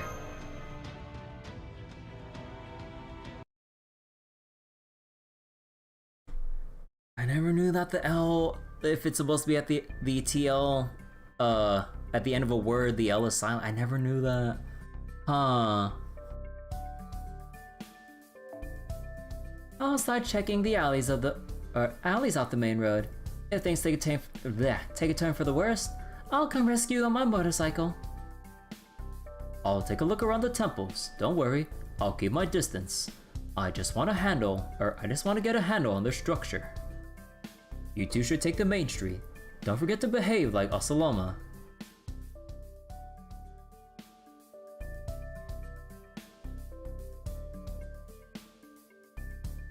Looks like we have a big street to cover.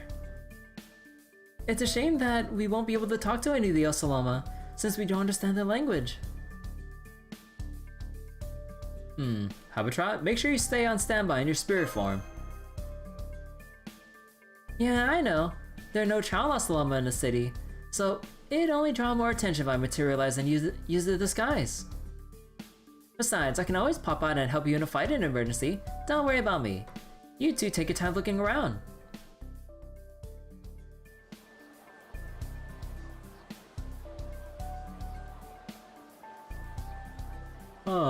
Don't see anything that looks like a jail or a police station.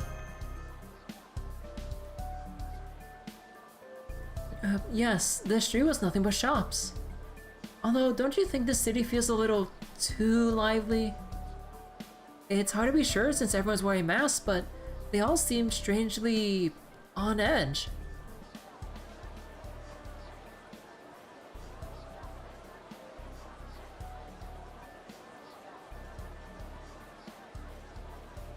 I don't know if I'd say lively so much as frenetic, but yeah. I don't like this. I'm worried about those who were captured. I know it's dangerous, but I think we're going to have to talk to the Asalama if we're going to get any information. Huh? What do you mean you won't trade with me? Last time you said this is worth the same as 10 rattlesnakes. Huh? You don't need any more because the ritual's tomorrow? Oh, I see. You already have enough blood. That makes sense. Oh man, after all the work I put into capturing these to trade for that beautiful beret. Senpai, I think that's kinda like... excuse me, you there? You mean me? Well, thank you for talking to... Who this? I was right. Excuse me, about the language you're speaking, or rather, we're speaking. Oh, don't worry, sir. They're not speaking Dainos language. This is the new language Tezcatlipoca's priest David uses. Her pants. Assless pants. Like, holy shit, though.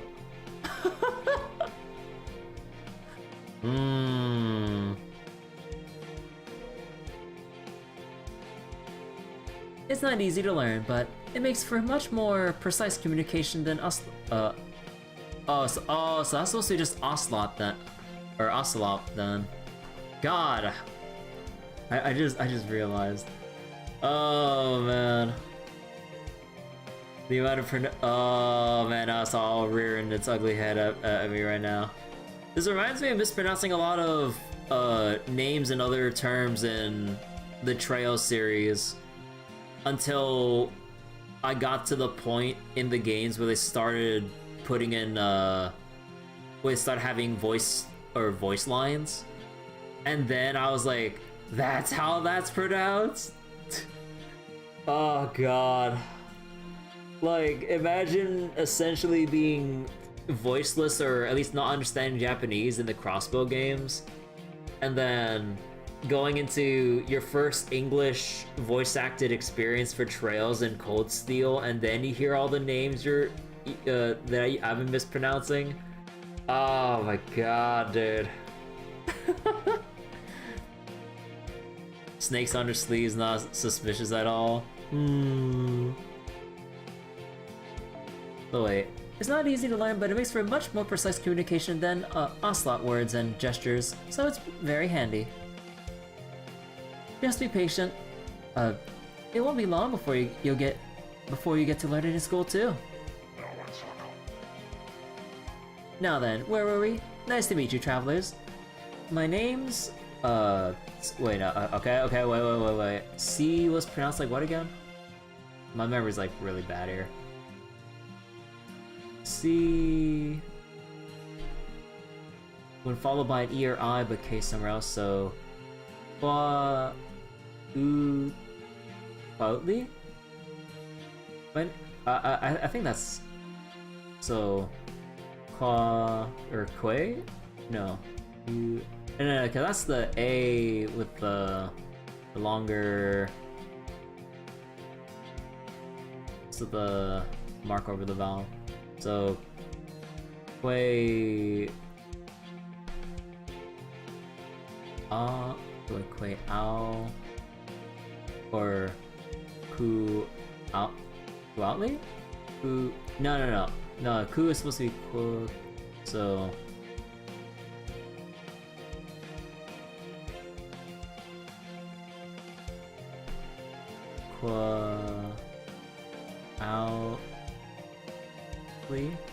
Outley? I hope I'm pronouncing that right with what I've like known so far. I see you learned how to speak proper human history language too, just like King Iskali. Yeah, sure did. I guess you did too. Yup, it wasn't easy, but it was so cool and stylish that I picked it up in no time. Are you impressed? Are you going to compliment me? Heh, never mind. Such direct praise can be kind of embarrassing. So how come you went out of your way to talk to me in a foreign language? Are you trying to beef up security ahead of tomorrow's ritual? I guess the rumors about Chaldean conquerors in the area must be true. But sorry, I'm not a soldier myself. I just came to Mexico City to get, or today, to get this beautiful jade beret. I'm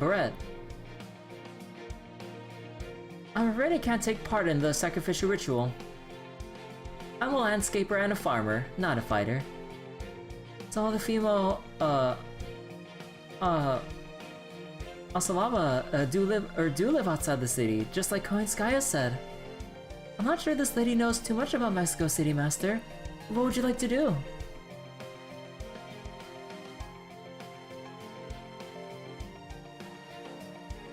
You know, this also reads as pickup lines. Say, have we met before? Maybe. The jungle's pretty thick, and it's easy to lose sight of things in there. So maybe we passed each other without realizing it. Or maybe you travel with someone who looks a lot like me. What a lovely coincidence that would be. You smell honey from her, and you'd be willing to trade for that. Just out of curiosity, you wouldn't happen to have anything sweet on you, would you? Oh, you mean this?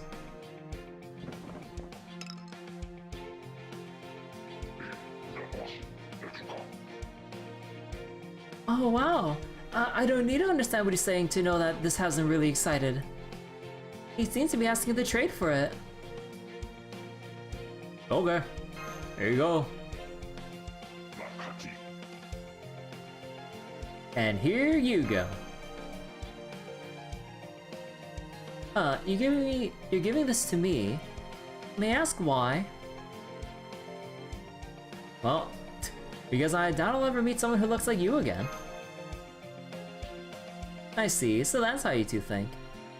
Okay then, don't mind if I do. Wow, humans never given me a present before. Let me tell you something that just might help you out as my way of thanking you. The Chaldean conquerors King Excali and Tezcatlipoca brought here are scheduled to be sacrificed tomorrow.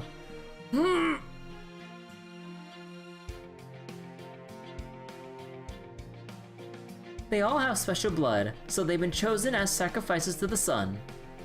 So if you wanted to say, rescue them, I'd get on that as quickly as I could if I were you. Otherwise, you might wind up having to fight all the 100,000 Aslama in the city at once. Then again, being clever is kind of what you people from proper human history are about. Isn't it, Kirby? How'd you know my name?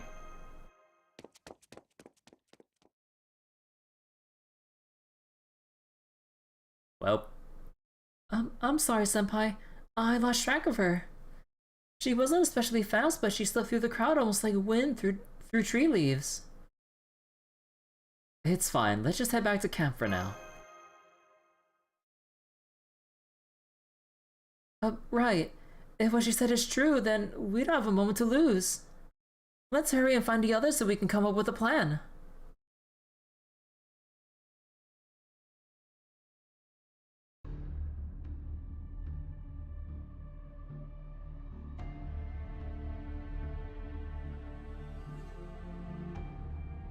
They're going to sacrifice the Chaldeans? By plucking out their still beating hearts? What the heck did they do to deserve that? I wouldn't punish someone like that, even for defaming the president. You're mistaken, young miss. These sacrifices are not criminals. The Aztecs offer up their hearts as a holy act. A sinner would not be given this privilege, even were they to ask for it. Those typically chosen as sacrifices are warriors from defeated enemy tribes or people raised specifically to be sacrificed. Oh, I know that! That's the whole human sacrifice thing, right? But that doesn't change the fact that they're killing prisoners! These rulers should be ashamed of themselves, killing outsiders and hoping it'll make things better for themselves. I appreciate you getting so upset on our friend's behalf. I'm upset because I'm disappointed in myself. I'm disappointed that I was so impressed by the Aslama building such a big city that I gave them 4 stars. 4 stars? Excuse me, may I ask a question? Why sacrifice them? Did this sort of thing happen in proper human history as well? I understand it's more important to focus on how we're going to rescue these 4 Chaldeans before their sacrifice, but, not at all. These are precisely the questions which will allow us to begin understanding the Asalama, which may well be key in rescuing the hostages. It's quite a pertinent question, TPU. In fact, I have a question for you as well, but it can wait until later. For the moment, this represents a good chance to explain the purpose of human sacrifice played in Aztec civilization.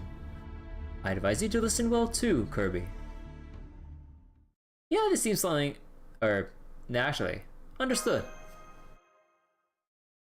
Alright, I'll try to be as concise as I can. The Aztecs were not the first civilization in Central America. Some, such as the Olmecs and Zapotecs, predate even the Aztecs. As Aztec mythology was the last to originate in Mesoamerica, it was heavily influenced by Mayan mythology. Oh god, it's fucking cold. Which itself was influenced by the Olmecs. My thinking is that the mythologies of Latin America are not separated by tribe or civilization, but rather that there is a sort of shared remembrance of the creation of the world, continuously passed on by all those who live there. Remembrance, huh? Hey, that's a new path coming up in Honkai Star Rail on the version 3.0 update. Is this like some sort of image the jungle has planted in people's minds? That's right. Remember, this land is vast, and these inter-tribal conflicts were a constant part of their daily lives. So the people who lived there would never be so greedy, or perhaps arbitrary, as to mix in their own motives with their creation myths. No, I suspect they simply built up their myths based on whatever they were feeling at the time, which surely included staring into the jungle's swirling darkness and harmonizing with it. True, compared to other mythologies, Mesoamerica's cosmological timeline is fairly fractured. Similar meanings carry different names, and even its perception of time is highly unusual. So while we do have written historical records, it's difficult to piece everything together and keep it all free of contradictions. And you think that's because this mythology wasn't created by humans, but was instead created by the land itself, or possibly something greater still. Indeed, the people of Central America never kept large livestock, never used vehicles to transport anything, and never rode animals.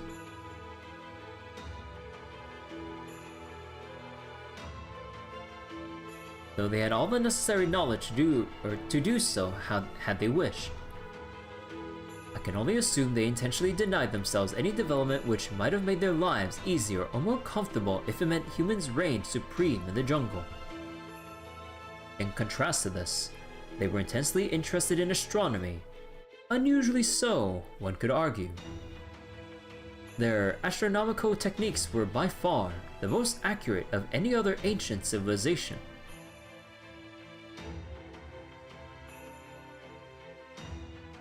Suffice to say, they were extremely interested in, as well as respectful and fearful of outer space. Why? The answer is obvious. Thanks, Sherlock Rasputin. Their ancestors were once threatened or even victimized by something which came from it. The memories of the very land they lived in told them that their world had once been destroyed by something alien to it. In fact, in Aztec mythology, the world meets its end several times. Do you know how many times, Kirby? I think it was... That's right, 5 times. Well, 4 to be precise, since in Aztec mythology, the 5th time is the age we're living in right now. Yeah, I totally knew that. Yeah. While there were tales of the world itself being destroyed in other mythologies, tales of it being destroyed and rebuilt time and time again are unique to the Aztecs. Suffice to say, in Aztec civilization, Really, in all of Central America, the land holds clear memories of devastation and rebirth, and the people who lived there took that as a lesson. I see, I see. If something like that were to happen multiple times, it would be sensible for people to learn from and prepare for it. So you say they learned to practice astronomy, and their way to address the dangers they saw was these human sacrifices. Indeed, the Aztecs believed that the world would end every 52 years. Years? It would supposedly take place on the day of their two calendars, Shupoali,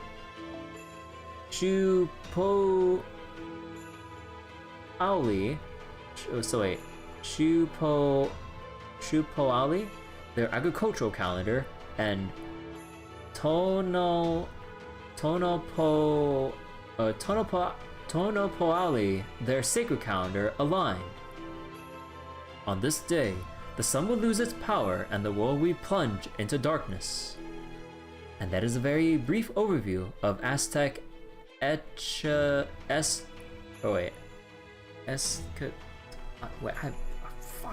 Okay, Webster Dictionary, help me out here. Maybe I did read this or hear that word in school, but I don't fucking remember it. Eschatology. God. So, what's eschatology? A branch of theology concerned with the final events in the history of the world or of humankind. Belief concerning death, the end of the world, or the ultimate destiny of humankind. Yeah, no, I never heard that word in any of my like history or social study classes or whatever. Yeah, no. I remember taking some like ancient history classes during like high school and shit. No, I don't remember that word ever actually being brought up in the actual textbooks. The movie 2012 is based on those calendars. Yeah, I remember watching it in theaters with my family when like they decided to go out to watch it, or like to go, hey, let's go watch 2012. I'm just like, huh? Suffice to say, from what I can vaguely remember, I mean, I like it was so long ago, but I'm just like, well, I mean, the effects looked nice. I don't remember how the rest of the actual story or acting was, but yeah. Man, I remember like leading up to 2012 and everything, like during that specific day, like everyone on the internet or just through memes or whatever the heck, in just passing conversations, everyone's going like, oh, the world's gonna end, everyone, oh. Like everyone's just like making light of it because, you know, it's not actually going to end. And then when the movie studios actually try to take advantage of the opportunity to make a movie off it, yeah, but my family jumped on it going, hey, I was like, hey family, we're going to watch the end of the world in a movie theater.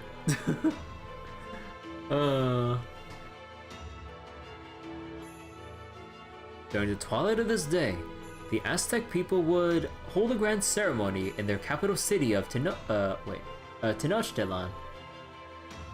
People would put out each and every fire in their homes and village.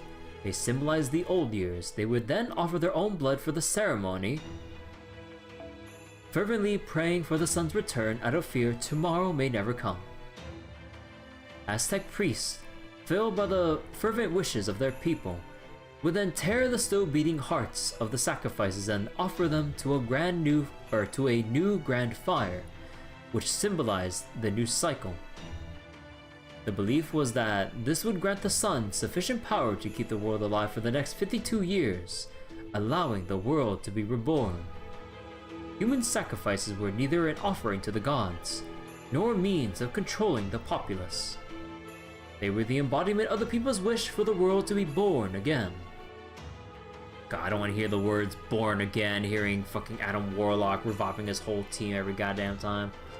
In Aztec mythology, There's no way to save the world from devastation. It is inevitable. That was a common understanding among all the people of Central America. The fact that they simply accepted the sun's death and the world's end as facts of life goes to show how harsh and unforgiving life must have been for them. I can't believe it! You're all from proper human history and you're all so gentle and rational. To take such utter madness so seriously. Did no one point out to them that the sun operates quite independently of any human intervention? Madness or not, this was their truth. Only those who were alive at the time can take issue with it. All we can do now is remember and record their experiences. That being said, I believe that in terms of magecraft, this is all very much real. The fact is, once the Aztecs stopped making human sacrifices, their empire came to an end. Their mythology and their world is now completely gone. That's news to me. Is this just your own weird interpretation on things? This interpretation is all in keeping with their mythology, Koinskaya. You may recall that earlier I said that Tezcatlipoca and Quetzalcoatl used to feud. But I never said what it was they were feuding over. After everything I've told you, perhaps now you can say what it is they disagreed on, Kirby.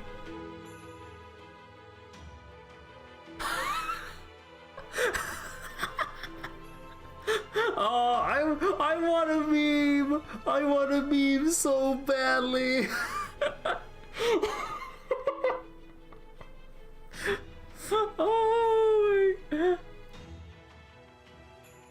Oh my... Pro wrestling and guns? Exactly what is the Quetzalcoatl you know, or you know like? Some kind of meat-headed noblewoman. No matter, Quetzalcoatl would always have been delighted to see the human race living well now, and to see their lands boast a flourishing civilization. At any rate, the correct answer is the ritual of human sacrifice. Kodamine is just like so flabbergasted, like, what the heck is the actual Quetzalcoatl like that you summoned? Some legends have posited that, of the Aztec pantheon, Quetzalcoatl was the only god who opposed human sacrifices. Tezcatlipoca, on the other hand, was all for it. You can learn a great deal about these gods' natures from this conflict alone. Tezcatlipoca believed strongly in upholding the land's teachings and protecting the Mesoamerican people. Meanwhile, Quetzalcoatl believed people's lives could and should be better and wanted. Wait. Believed people's lives could and should be better, and wanted to get rid of what he saw as old-fashioned, obsolete beliefs. When Spaniards first arrived in Central America in the 16th century, they were astonished at the Aztec Empire's prosperity, the glittering city of Tenochtitlan. One can imagine them saying something like, "This must be the greatest water-top city in the entire world." And yet, they not only continue the barbaric practice of human sacrifice, but it remains a core part of their religion. The Spaniards quickly found similarities between Quetzalcoatl and the Christian saints, so they decreed him the good god. And almost by default, Tezcatlipoca, his rival and opposite in many ways, was labeled as evil. In spite of this, Moctezuma II, the king of Tenochtitlan at the time, not only let Hernan Cortés, the leader of the Spaniards and eventual conqueror of the Aztecs, into his city. You may recall he did so with open arms. So why did he invite Cortés into his city? Some say it's because he believed Cortés was Quetzalcoatl, whose second coming was prophesied after his banishing. But that doesn't quite make sense. Tenochtitlan worshipped the rain god Tlaloc and the tribal god Huitzilopochtli at the same time. So why would the king be so willing to welcome Quetzalcoatl, whose legends state he opposed the very ritual sacrifice his city's gods encouraged. Now that you mention it, it doesn't make sense. People say Cortez tricked Moctezuma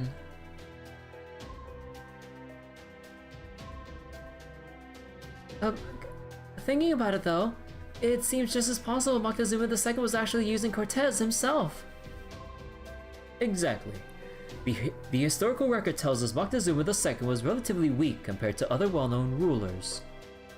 But he was also wise, open-minded, and above all, had the vision to imagine a better future for the Aztec Empire, sharing similar values to Quetzalcoatl. It may be that he believed the Aztec Empire's neighboring tribes would eventually destroy them.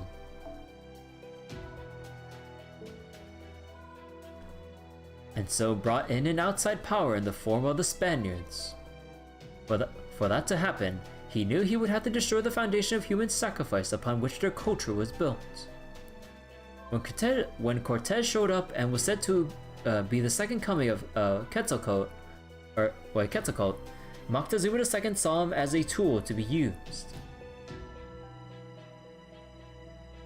So he invited the conquistador into his city, knowing he was poisonous, but then he found himself on the losing side of the game the two of them were playing.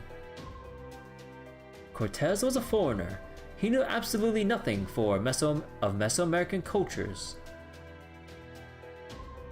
There's such an interesting introspection of Aztec myths and events of the conquest of Mesoamerica. Yeah, it's kind of neat how like Kodamine is trying to like interpret the whole series of events and all, or like his retelling of it. So my guess is that Moctezuma II thought it would be easy to make use of him. But before he and Moctezuma II met, Cortez met a woman who would prove to be his very own good luck charm. A local woman named Malintzin, nowadays nicknamed La Malinche. La Malinche? Yeah, the daughter of a nobleman. La Malinche was an intelligent woman who had been sold to a rival tribe as a slave.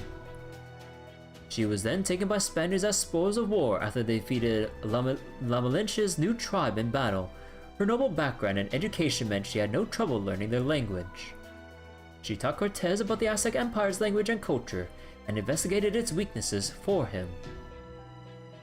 Consequently, it is believed Moctezuma II was the one who wound up deceived, and the Aztec Empire fell to the Spanish one.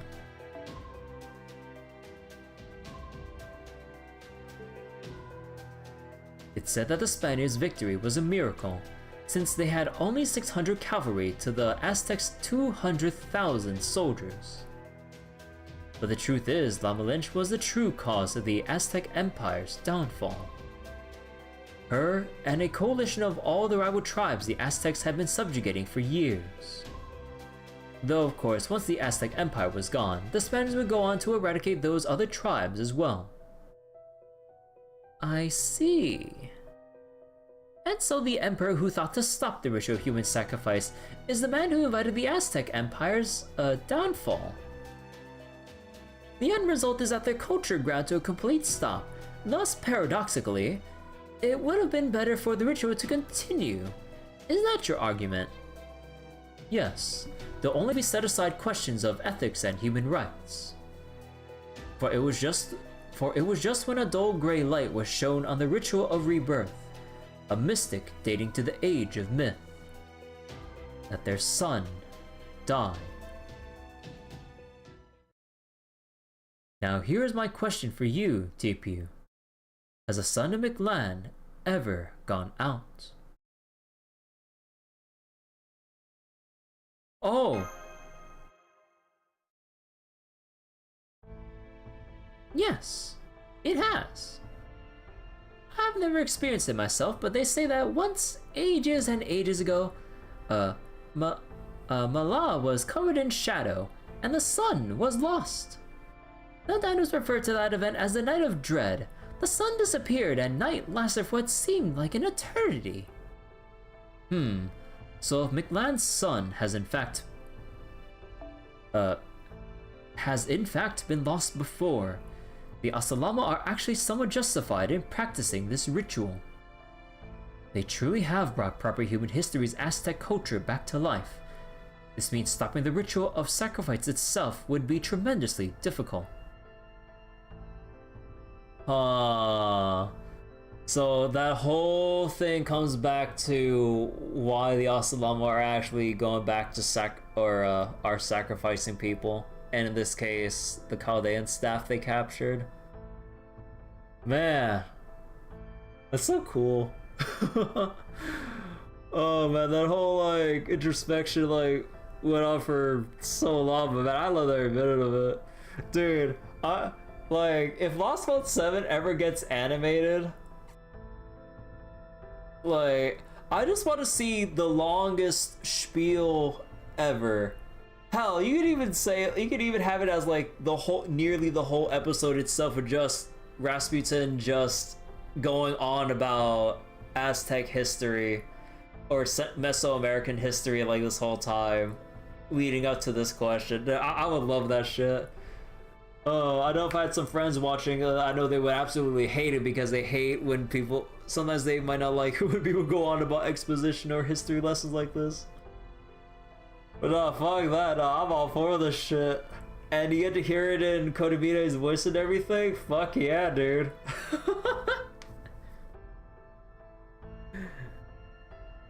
Rasputin's TED Talk.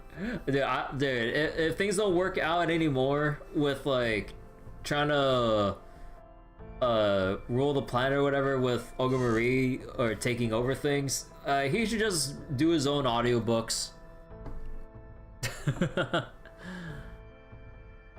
One wrong move and we would be fighting a war against 100,000 Asalama, and I doubt that's a war we supposed conquerors can win. It seems that then the best course of action is... Wait, shit. My mouse pad. It seems then that the best course of action open to us is likely rescuing the hostages at an opportune moment in the ritual, then escaping as quickly as we can. By the way, TPU, do you know of anyone who could tell us more about this Night of Dread? I've only heard the priests speak of it, and then only to say that it happened.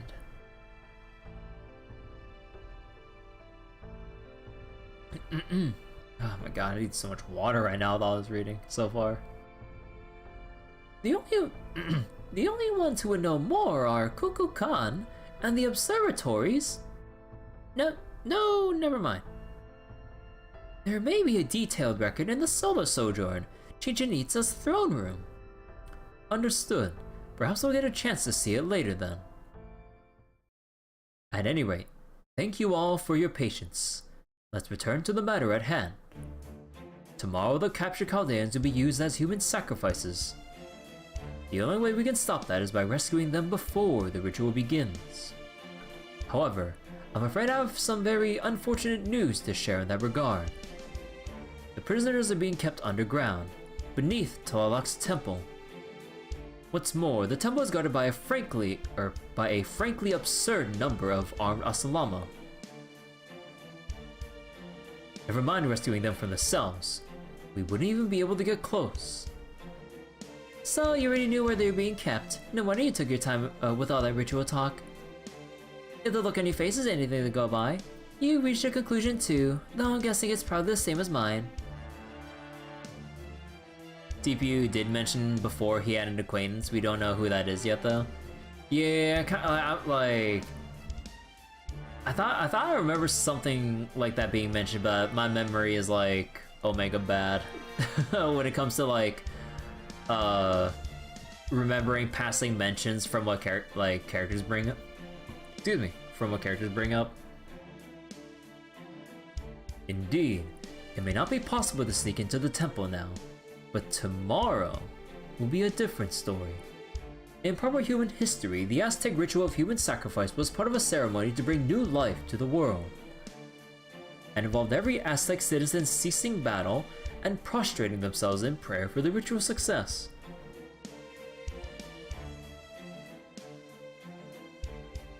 The Asalama are likely no different, At the very least, we can expect the warriors outside the temple will be following the traditions of the ritual. Of course, there are bound to be some soldiers inside the temple as well, but I trust you can handle those, Kirby. So the plan is, tomorrow we sneak into the temple right before the ceremony and get everyone out.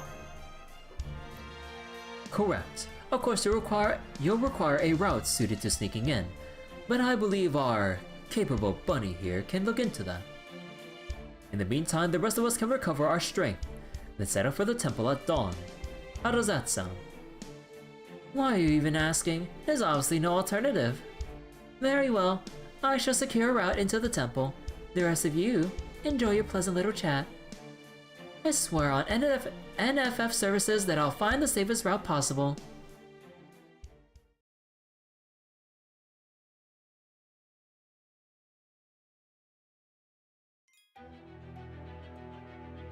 Oh boy, how long was just that one section with Rasputin going over stuff? Oh. You know, not gonna lie, I should have made some tea or coffee going into this so I'd have something warm to drink throughout this session. Oh, it's Kali still here.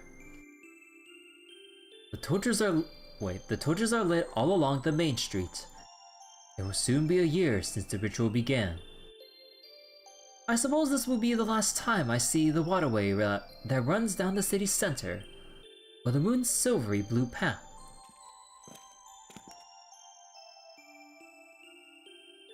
I can't believe you're on your own on a sunless night. You should know better than that, Iskali. Or have you forgotten that you're a king now? Tlaloc, no, I promise you I haven't forgotten.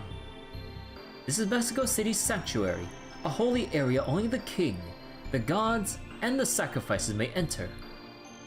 No miscreant would dare come here. I'll be fine on my own. More importantly, why are you dressed like a human for proper human history? Don't worry about it, I'm just matching my brother. He told me that if I'm going to protect Mexico City, I need to make a visible effort to be part of its culture. He also said that nobody likes antiquated old-fashioned gods, and that the Asalama would say I'm behind the times if I don't keep up. With all due respect to Tezcatlipoca, I have no issue with the usual manner of dress, Tlaloc. Even though she looks the best in her first or final ascensions. I like this outfit though. If anything, it suits Mictlān as well.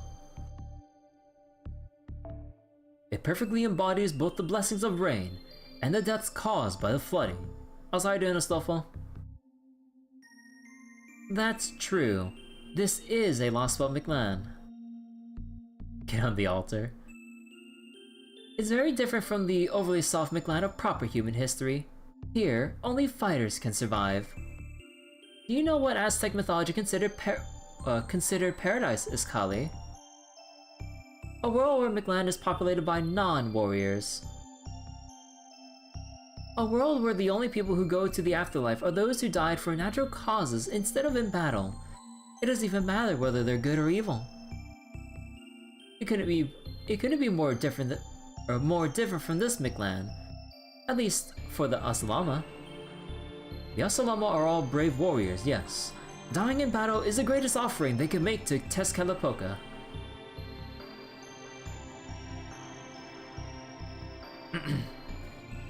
That is where proper human history's Aztecs went wrong. Not just with the ritual rebirth. They ritually sacrifice people every day as offerings to the gods, or as payment for the gift of rain. Each and every day they slicken their beautiful city with blood, by carving out civilians' hearts. Not a day went by that the streets did not run red with blood, staining the moon's path. Such idiocy! How do they imagine they could change the world with the blood of ignorant slaves? We're nothing like that. We would never spill such useless blood. We only take organs with real power. Because that makes it so much better. Power enough to resurrect a god. And soon we'll have enough sacrifices to accomplish our goal. The Chaldean mage and the expertly made artificial human both have hearts rarer than any dinos. They will be the perfect final sacrifice to resurrect the true Tezcatlipoca. The dinos' hearts we've collected have been sent to Mictlān's lowest stratum via the moon's path. Did my brother tell you about the lowest stratum? He did. He said there's a weapon sleeping there that will destroy proper human history once and for all. 1 year ago, Tezcatlipoca came up here to the 5th stratum from the bottom one and blessed us with weapons. So we could return with them from the bottom stratum in a year's time and use the weapon there to destroy proper human history. That is his will, and we will gladly obey. We will, here in Mexico City, eradicate the dinos, seize power over all of Mictlān, replace the absurd proper human history, and become the next dominant species of this world. Yes, that's more or less correct. Very well then. Resolute Iskali, you have grown much over this past year and have proven yourself to be the human Tezcatlipoca. Make sure that the ritual tomorrow is a success. Remember, if it fails, your own life is forfeit. Yes, Tlaloc, I won't let you down. I will destroy proper human history's world.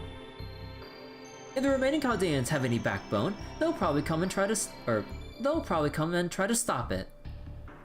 The mage would also make a good sacrifice. So I will cut off both their heads at the altar and offer their still beating hearts to you and Tezcatlipoca. Did you forget that they beat you once before? Have you grown arrogant because death holds no sway over you? Your body was charred to a crisp at the stone border, and I pulled you from the river myself. So remember your debt to me, and be honest, do you consider proper human history a worthy foe or not? I look down on them, but I do take the threat they pose seriously. They're immature fools who lose all sense when they see one of their compatriots die. As a warrior, I am neither able to understand their feelings nor do I wish to. Even if they intend to kill us, they are woefully unprepared for the possibility of their allies dying. I've never hated anyone so much in all my life. These proper human history humans are absolutely revolting. I was raised by Tezcatlipoca. I see the very foundations of the civilization repugnant to me. I see. So he refuses to understand them, yet he still can't let go of his hatred for them. Tlaloc? I was just thinking out loud, but if you heard me, then think carefully about what I meant. Tlaloc, wait. What is it? Is your, forehead okay? I mean, where Tezcatlipoca shot you. If it still hurts, I could have some medicine brought to you right away. That will not be necessary. I told you, I'm tough. Such thoughtfulness is a mark against you as Tezcatlipoca, but don't worry, I won't tell my brother.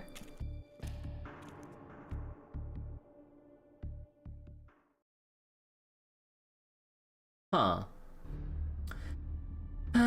As I thought, we cannot call anyone from in here. Looks like this building itself is a sanctuary. Maybe it's the home of a very powerful divine spirit. No, that alone would not explain the jamming of this jamming of this nature. This is almost like an entirely different world, like the inside of a living creature, or the inside of a spaceship which cuts off all radio waves. Kanik, are you listening? How long do you intend to sit around sulking? You do realize you're going to be sacrificed tomorrow, right? Do you not care about getting out of here? Keep it down, will you? I'm just trying to save my strength. We've investigated this place as much as we can, and all we learned is that we can't escape it on our own.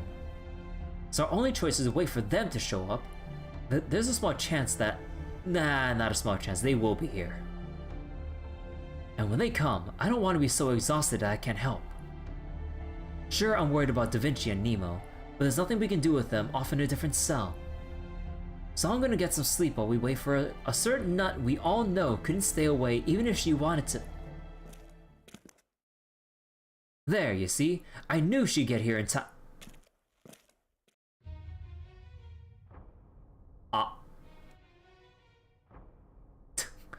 Sorry. I doubt on the nut you hoped for. David? No. I shouldn't be surprised. This is your Lostbelt. It even sounds like you were the one who sent the Osalama after us right after the border crashed. Not to mention how, in the last meeting, you and Beryl were both talking about how your Lostbelts gave you plenty of opportunities for methodical killing. I sure as hell didn't expect you to...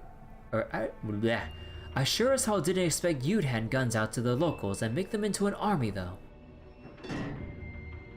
It was my servant's decision to go pay your ship a visit. I had nothing to do with it. I've been away attending to a different matter. I only just got back to Mexico City. Still, if I had been here, I'd have done the same thing, except I'd have finished you all off on the spot. So you are David Semvoid. Nice to meet you. I'm Cyan Elnum Sakaris, one of Chaldea's allies. Sorry, should have introduced myself. Just call me David. You must be the intermediary between Chaldea and the Wandering Sea, and the engineer of the anti-foreign god weapon. I'll make a note of your name and face. You're probably one of the first we should kill. I'm not as talented as Bodhime, but at least in terms of memory, I can hold my own against anyone else. If we were ever in the same room again, you'll be the first one I kill. Promise. Okay. Who starts a conversation like that? No, I was kidding. Caddick, correct me if I'm wrong, but he just announced his intent to kill me, did he not? What do you think he was doing? Proposing? More importantly, if you're talking about meeting again, I'm guessing you're not gonna kill us now. Why not? You're the last cryptor. And unlike Kishtaria, you're not openly rebelling against the foreign god. There's no reason for you to keep Chaldea alive, or me for that matter, now that I've sided with them. I didn't take you prisoner. Test Kalapoka did. He has his own ideas and goals. Messing with them when I'm late to the party just feels wrong. Guess you could say he beat me to the punch. He's not the type to announce when he's heading out, and when he does come back he'll say things like, "Hey, I spent your life savings, I hope you don't mind," as if it was no big deal. Sounds more like an abusive relationship than anything. Heh, so you two don't get along for shit, huh? So you're not killing us because you're afraid of your own servant? That about right. Yes, he's one hell of a servant, truly. He pulled Mictlān out from under the thumb of the alien being that was ruling it, and established proper human history rules here in only a year. In fact, Mexico City really belongs to him. He summoned temples, trained the Osalama, had them build this city, and chose their king. I only summoned him, nothing more. If Chaldea means to go to war with his Lostbelt, he's the one you need to defeat, not me. Does that mean you have no interest in this, or you have no interest in this Lostbelt then, David?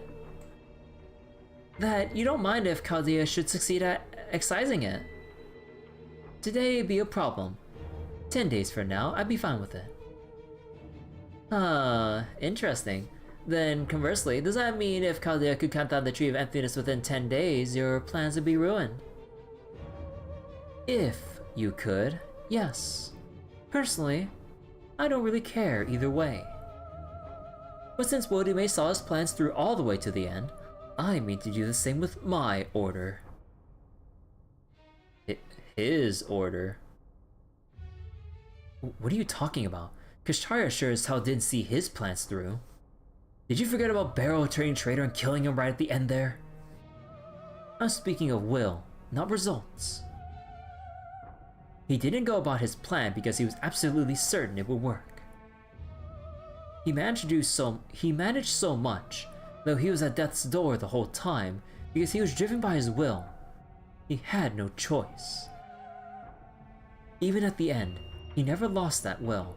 He might have wished things ended up differently, but he had no regrets about his actions.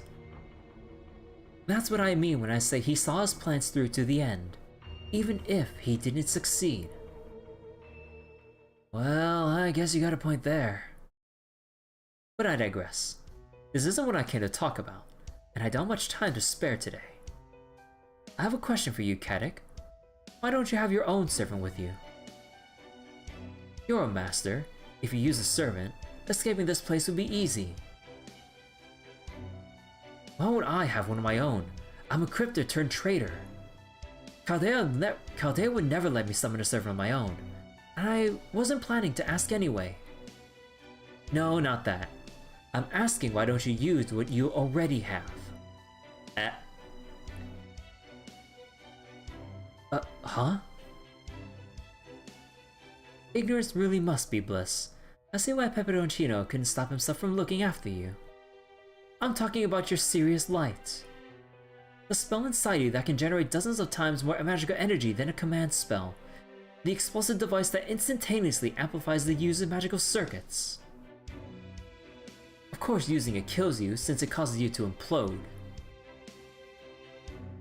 The serious light is a bomb, a kind of insurance Marisbury prepared to ensure a cryptid could always complete their order at their race shift destination if they fail. Even if it meant destroying the entire site to do so. It's a good thing Ophelia was already on the brink of death. She died before her serious light could kill her. Had she used it before she was injured so badly, she would have died taking Chaldea and the Shadow Border with her. I kinda figured. That's why Barrow was there, right? To make sure we used them. If a cryptid ever got scared and tried to run from a singularity, he'd force them to activate their serious light and complete the order by destroying the singularity's distortion. That's why there were 7 of us, because Marisbury never believed that we'd actually be able to restore humanity. That was his intention from the start, yes. Huh, so what are you saying? Think I should use my serious light and kill both of us right here and now? You could, but Da Vinci and Nemo are both in the next cell. If you don't mind killing them too, I won't stop you, but I wouldn't recommend it. The serious light may be a bomb, but for a master, it's also a wild card. It lets you order your servant to do something far beyond the usual bounds. Remember what I said about Ophelia? You won't implode if you kill yourself shortly after using it. Once you use it, your death may be inevitable, but it can at least give you the chance to accomplish something first. The choice is yours, Caddick. Please don't, I know they're bringing this up, but I really don't hope we don't actually come so we can actually see future events with them. Like, it'd be so fucking sad, dude. Again, I haven't seen, like, future JP event content. If it does involve Caddick, we'll see as it comes up after Lostbelt 7. No one spoil that. Unless I get spoiled through, like, some random images of like, hey, here's the current JPFGO event, and then you see a picture of Caddick just, like, looking miserable, going, why the fuck am I here? It's like, it's another summer event, and Caddick's just like, the fuck is going on? Why do we have all these dangerous servants just having fun here? It's like who approved of this shit?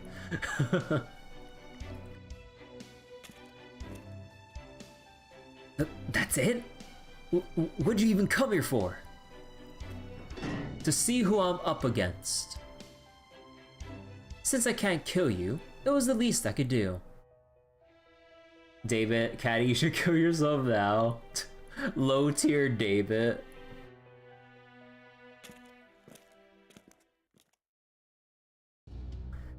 Well now, that was something. Nothing I heard about him could have prepared me for meeting him in person. You know, if there's ever a future thing that we had to make a decision on, like an actual meaningful in-scene dialogue choice, I need to make sure I select Protect Scion because David's gonna go for her like just first thing over anyone else, I would assume. Unless it's a big bait. But I mean, he's made a point to that he's got good memory and he will remember who he wants to target. Not much time left for it. Lostbelt arc will finally end this year. Yeah. I really wonder what the whole the whole story or premises behind the ordeal call stuff. Cause I know the ordeal call is a thing. I never looked up what it actually is or means. So we'll have to actually see like once we're done with Lostbelt 7 and when they announce it and everything. I'm really curious. It's like, what are we gonna do after all that, or who or what comes up after all that? Because I'm like, how do you continue once we do actually resolve the whole Lostbelt thing, and however the hell we restore the Earth from the bleached Earth to its original state? Hopefully original, but it'd take a miracle and a half, that's for sure. Even though he was right there in front of me, it still didn't feel real. Nor did I have any idea what he was talking about. I am impressed you were on a team with him, Caddick. It felt more like I was talking to a hole in the very world than a person. Yeah, I know. I felt the same way at first. Believe it or not, he's actually pretty thoughtful, and the guy can read a room. So the context of this year hits different when you think about the context that we're in early January right now. True. Interesting part is that David is like straight to the point. Yeah, like he doesn't like, he's very like straightforward, and yeah, he just doesn't like skirting around like other topics or what have you. Just like, hey, I'm here to murder your butt. It's like, all right, peace out. It's like, oh hey, you'll need this. Like, what? I was like, why? You'll need it. I was like, oh, okay. And they just gave us the supplies for a mountain trip for whatever reason. He is a very efficient and scheduled, or a person, I guess, with like what he sets out with how he spends his time. No moment goes to waste here. He's the kind of guy who only says what you need to hear, so there must be a reason why he brought up the serious lights just now. He's telling me to think about where I want to use mine and what to use it for. Scion, I have a favor to ask you. Would you mind keeping this discussion to... yes, copy that. You want me to keep what he said about the serious light's intended use to myself, right? I'd like to refuse, but I am forced to admit that you still have yours because I was unable to remove it from you. So I'll follow your lead here. I too know how to read a room after all.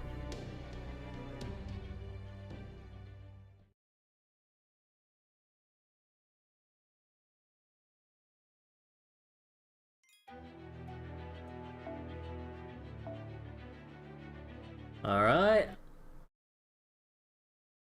Let's go wrap up section 9. The flag is rising. Nah, no way. Ain't no way. I'm not gonna do our boy Caddick dirty. Ain't no way.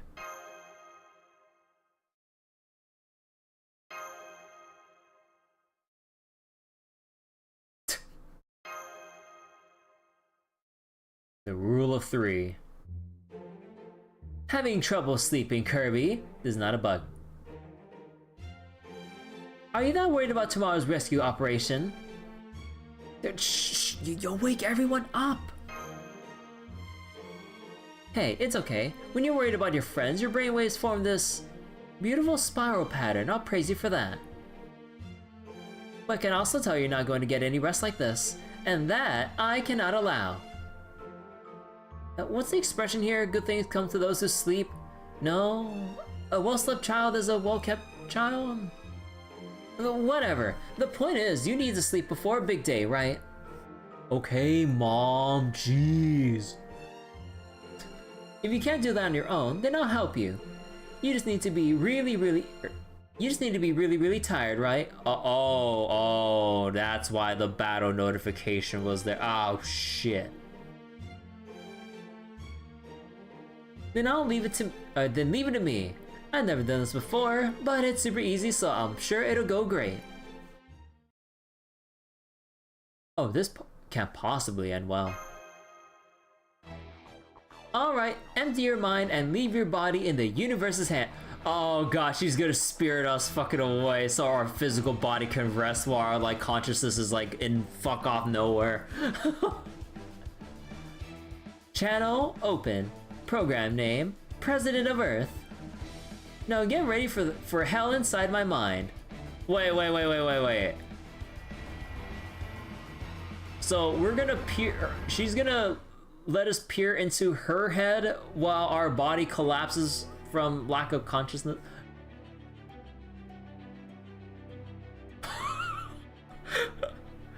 Oh my god.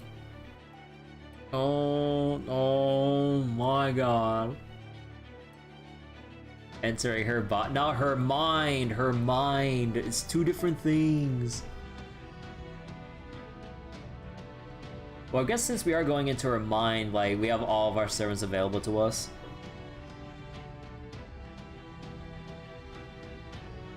I forget, wait, should I use my teapots here? I forget, like, are these story nodes are usually, like, the most, get the most, or a whole ton of bond points, right? I don't remember where's, like, the most opportune moments for bond point stuff. I mean, typically you have stuff like lotto events or just what have you. Ah, fuck it.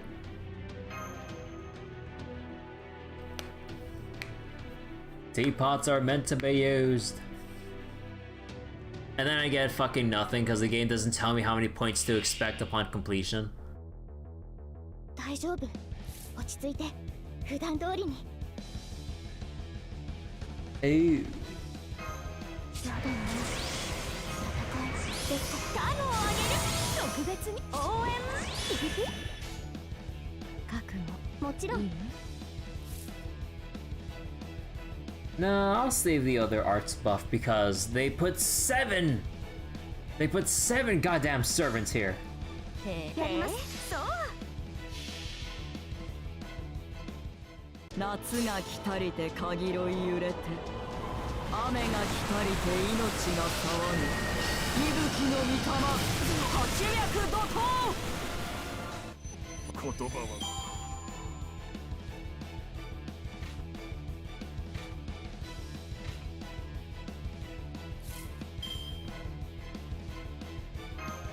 やだな。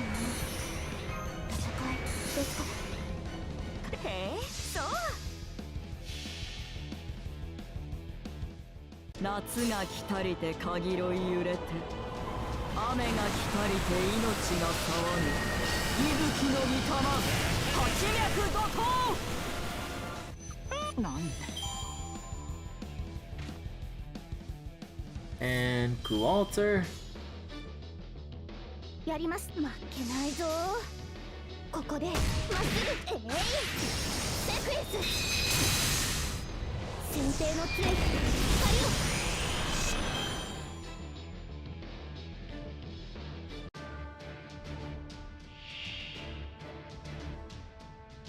いっぱい遊んであげちゃうぞ。 Accursed servant. Oh. Oh, what? Wait, excluding floating servants? I got lucky by having some Ibuki or Ibuki in general floating?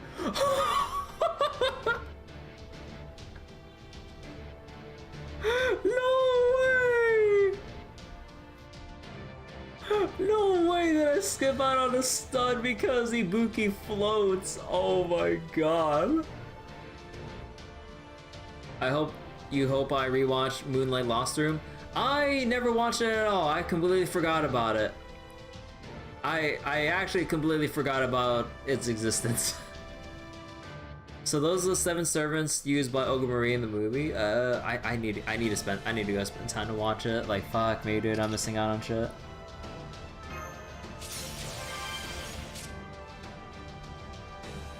Invincible simulation and immune to debuffs.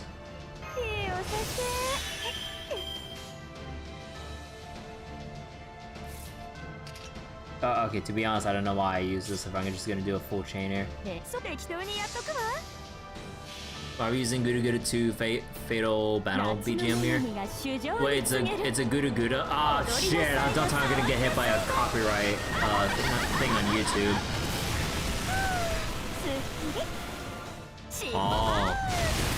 Oh, this one's fine? Oh, was it? Gura 2. I don't know,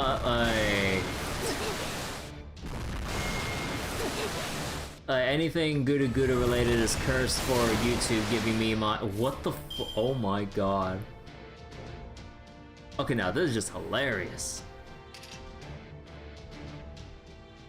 I literally can't do anything else here.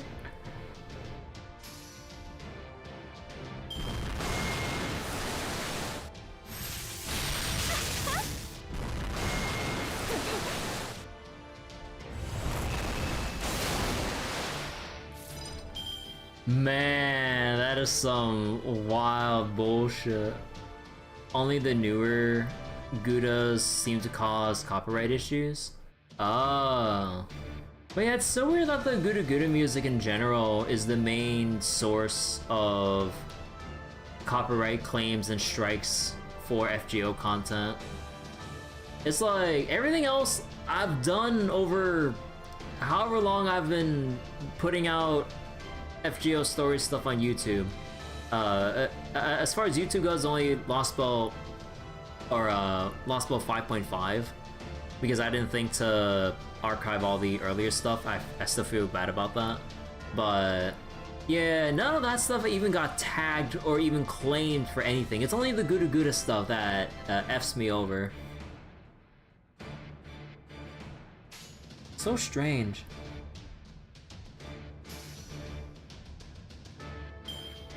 Notice the termination.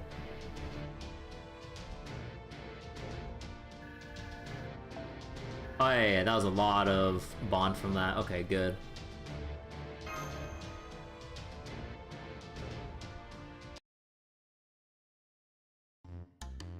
Heh heh heh. Well, what do you think of my special simulation? That's the worst game ever! You suck! That can't be right. I spent a whole day trying to get the balance right. Okay then, tell me exactly which part was bad. Be specific.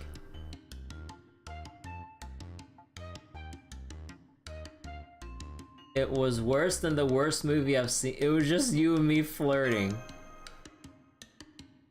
That can't be right. I know it's set for combat. I mean virtual enemies and everything. There is. All that aside, what was that last enemy? Huh. So you did get what I was going for. That's right, that last enemy was my recreation of Tlaloc, the divine spirit we heard about at the storm border. There's a really good chance we'll fight her tomorrow, right? So I'll let you get some practice in ahead of time. If you're going to fight her, you'll need to be prepared for endless floods and river currents so strong you can hardly move. Okay, do y'all know a support servant that floats? Because we have the floating issue handled with Ibuki. Now, what support servants float? Like, can I just filter out my entire roster by, like, standing and floating? Just check this sprite. Bro, I ain't gonna look through every single sprite. I want to just refine a search filter so I can just go into the battle. I ain't gonna look through every single servant I got in my whole fucking rod. Do you know how long that would take? My phone battery is at 43%. You think it can last long enough for me to search through my whole roster looking for the proper team to fit this one specific fight once we get around to her? Hell no. She never would have taken them by surprise if I'd been there, but there's still no telling when battle might break out. But now that you fought her once, you should be able to form a plan, right? Since you've never lost a rematch. You can use servants who always float, or servants who can handle strong currents with no trouble at all. King Protea?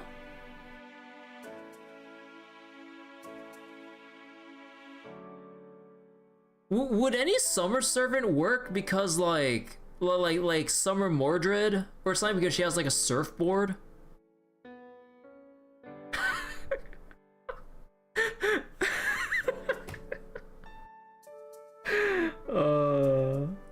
Would Tamamo Lancer count because she has the swimming tube, even though it's around her tail? But technically because it's there, she can technically float through the current.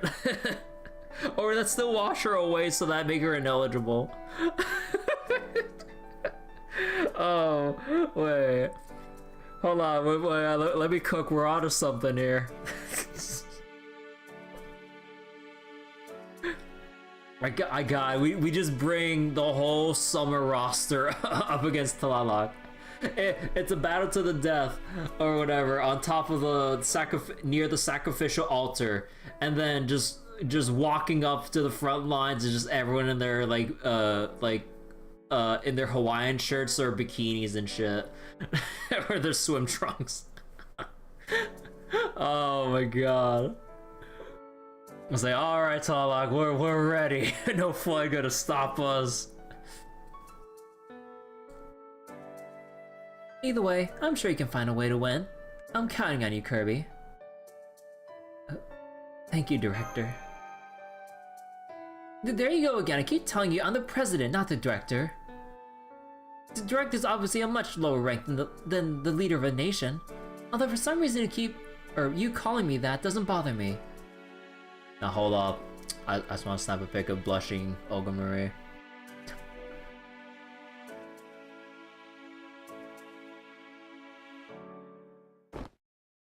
Whoopsie! Depew! Depew, you're awake too. I'm guessing everyone was awake already and then just watching us have a moment or something. Using immunity debuff also works too? Ah. But also, like, I didn't really ask for any, like, battle prep ahead of time. Like, I've said repeatedly that I'm not looking anything up until we get to the fight for my first time blind, and then get properly bodied because I'm completely unprepared.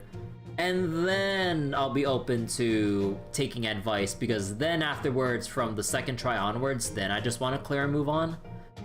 Like, I really, like, I've kept mentioning it several times, like, for a lot of the FGO stuff. Like, I at least let my first attempt be completely blind, and then we can go into the whole advice or preparatory stuff here. But it's also in my general channel rules, at least on Twitch. On YouTube, I actually, now that I think about it, never put down any chat rules in like the YouTube descriptions. But like, basically, no backseating or advice until I specifically ask for it, or at the very least, like, ask if I want the advice first, and then I'll say whether or not I want the advice now or later. But that's all I ask for. Either wait until something happens, or just ask if it's okay, and then I'll just give the go-ahead. I am. Don't be too surprised, though. Mash is eavesdropping right over there, too. Mash?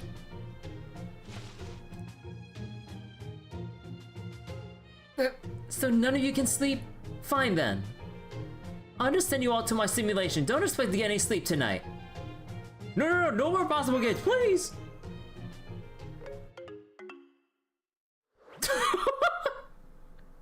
Wasn't that goofy ass segue to the fade out?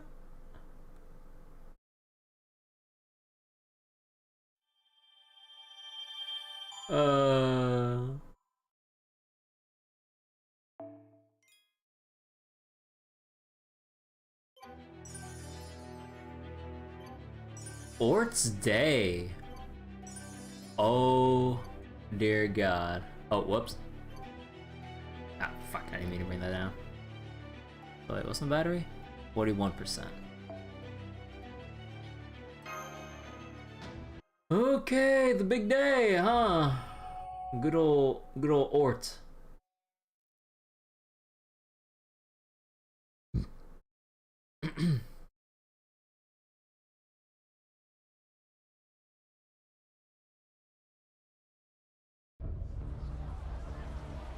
Oh, the river's red with blood.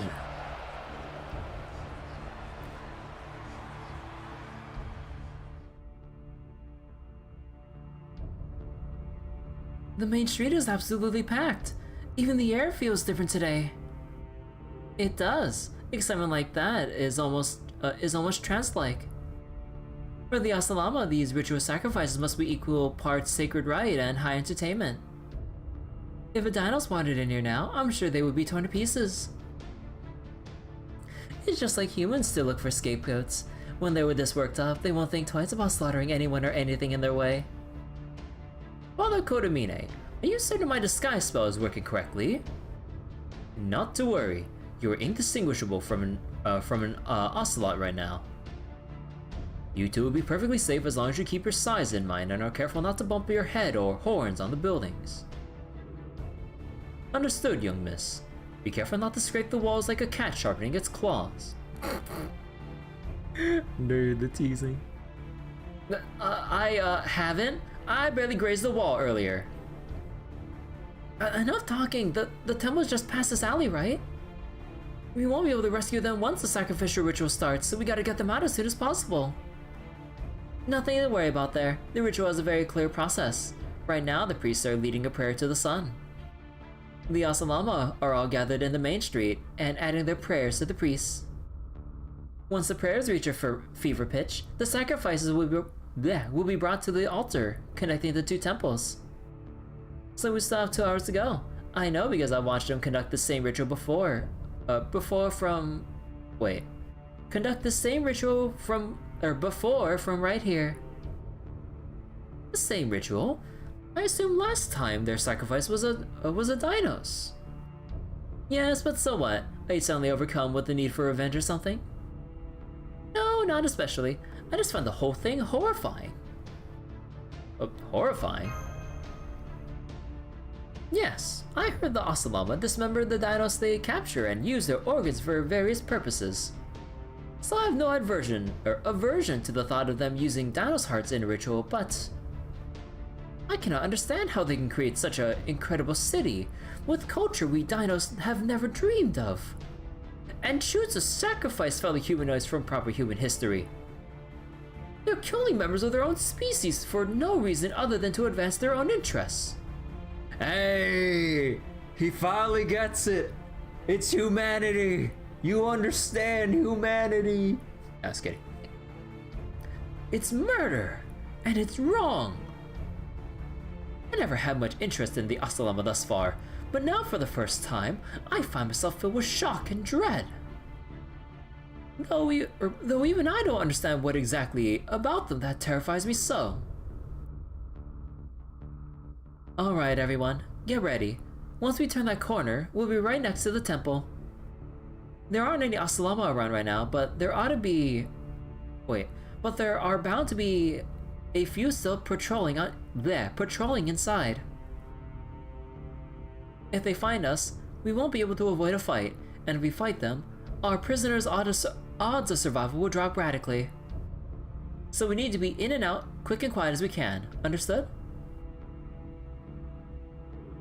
Then what are we waiting for? The rescue operation is a go.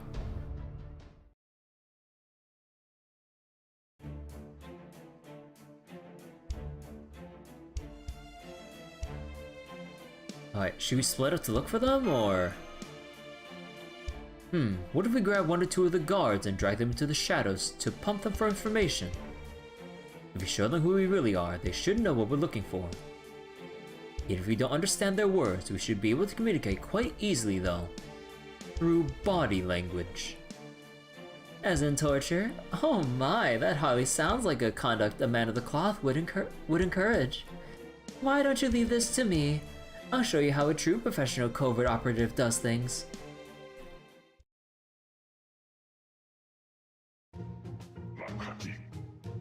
Oh no. Ooh, thank you so much. So we just go down these stairs and it's the third on the left, yes?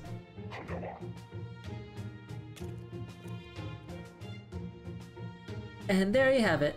We'll find your companions right this way. How did you do that?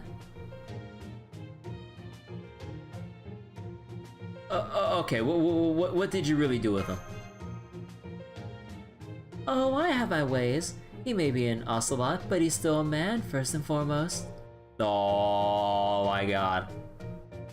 Now, wasn't that a lot better than punching him, shooting him with a rocket launcher, and tearing out his entrails? Or any of the other barbaric methods of communication the priest would have us practice? Rasputin? Kirby, I can't help but notice Father Kodamine is clenching his fists so tightly they're trembling. May I ask why that is? No, you may not.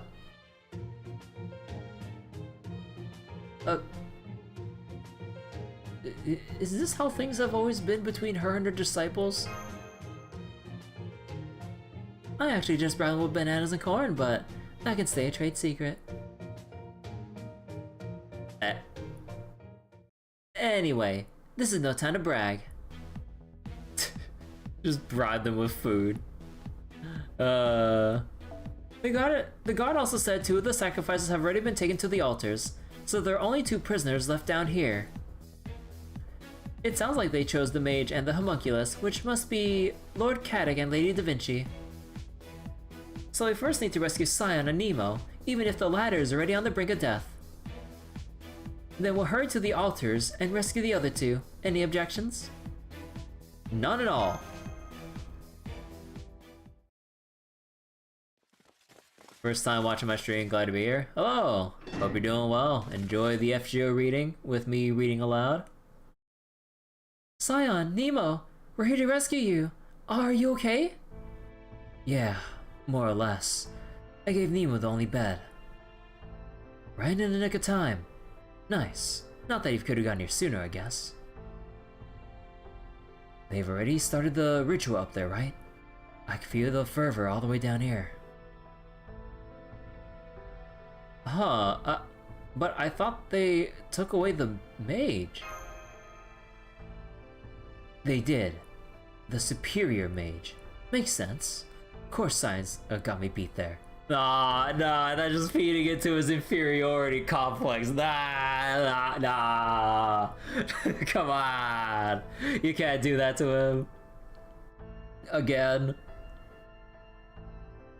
I may have more magical circuits than her, but she's from a famous Atlas Institute family. I think they call them the Six Sources. The Six Sources? Huh. Where's Bryce when I need him and his lore about the Six Sources? Actually, anyone here know about the Six Sources? I have not heard about the Six Sources before, but I'm sure that's obviously referenced in other Fate stories that I have not read up on at all. The heck are the Six Sources? Like, you know what I wish for? That was a thing in, like, Grand Blue Fantasy Relink? Is going through the message log, going through highlighted keywords, and bringing up an encyclopedia entry to elaborate on specific terms, groups, and other things that would be very helpful to provide context and extra supplementary info to what it is they're referring to. Because, like, I would love to just press a little thing on the 6 sources right here and go, oh, the 6 sources are blah blah blah, and they this and that. I would appreciate that so much right here. But I know, old game, and they're not gonna go that far, but makes me appreciate a lot about what Granblue Relink does during the story segments. Lets you bring up the message log and look up other terms, characters, and other stuff within context of the current text box, or maybe the other old ones, and you can just kind of like get informed about the background or extra info about like different races, the characters, like all that stuff. It's really cool. I wish more games would take the time to do that, if like they go really deep into like the world building and everything. So she's probably got real special organs plebes like us could never even imagine. Anyway, you don't have to fill me in on what's going on. Of course we're gonna escape. But first, we need to rescue Cyan on Da Vinci 2. Only problem is Nemo still doesn't look like he can move. He's been like this since the boarder crashed. I don't want to admit it, but he might be... pardon me? I see. So this is Captain Nemo. Let me give him the medicine a professor gave me.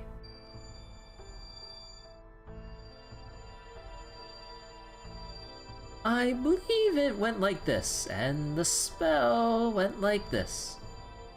With mythological concepts elucidated, humanity essence analyzed, comprised spirit origin fortified, faith history established. Bro, how fucking cracked is TPU as an up-and-coming mage? Holy shit.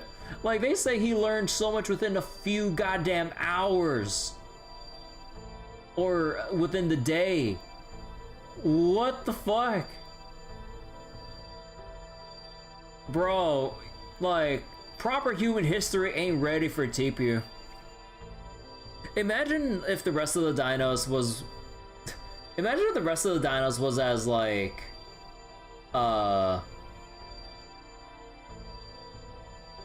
like, passionate for knowledge and learning and stuff. And then you'd have a whole race of dinosaurs that know how to use magecraft and shit within the day. How much can they master, like, within a matter of weeks, months, or even years? Like, god damn! TPU is Giga Chad. He most definitely is. Giga Dinos. Literally the best NPC that might even be better than the Olympus twins. He's been helpful, likable personality, like seriously. Yeah, like TPU and the Olympus twins and all. Oh fuck, what are their names again back in Olympus? It was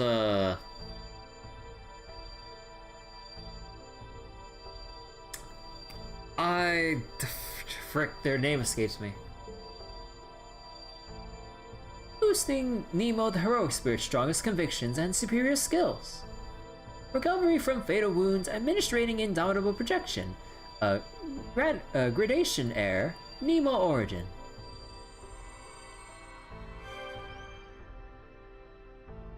Whew, let's hope that worked. Hey, Kirby, who's this dinosaur? Is he on our side? That spell we just cast was crazy precise. He practically summoned a whole servant all on his own. Macarios and Adele. Oh, Macarios and Adele. Okay, thank you. I don't think I can tell him that was TP's first time using Magecraft. What just... Never mind. Can't believe I was out for so long. Thank you for waking me up. Who are you? A resident of this Lostbelt? Hello? Do you not understand me? I'm pretty sure you were the one who gave me that medicine. Yes, it's nothing, Captain Nemo. Your resemblance to someone I lost just took me aback for a while. Wait, what? Your resemblance to someone I lost? Captain Nemo? Someone that resembles? Oh, right. Nemo Marine, right. Dummy. Look, streamer brain, okay? I only remember like the frame that I see. I only remember like one frame before. It's so nice to meet you. My name is TPU, and yes, I'm a citizen of Mictlān, the South American Lostbelt's equivalent of humankind, in a manner of speaking. Kirby and Mash can tell you more. I'm going to keep watching the hallway. I don't know anything about him, but I understand what's going on.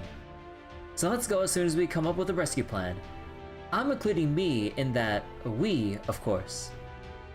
I'm ready to do whatever it takes to bring Scion and Da Vinci back alive. But yeah, no, God, I feel so stupid. It's like, what literally just happened like the previous session?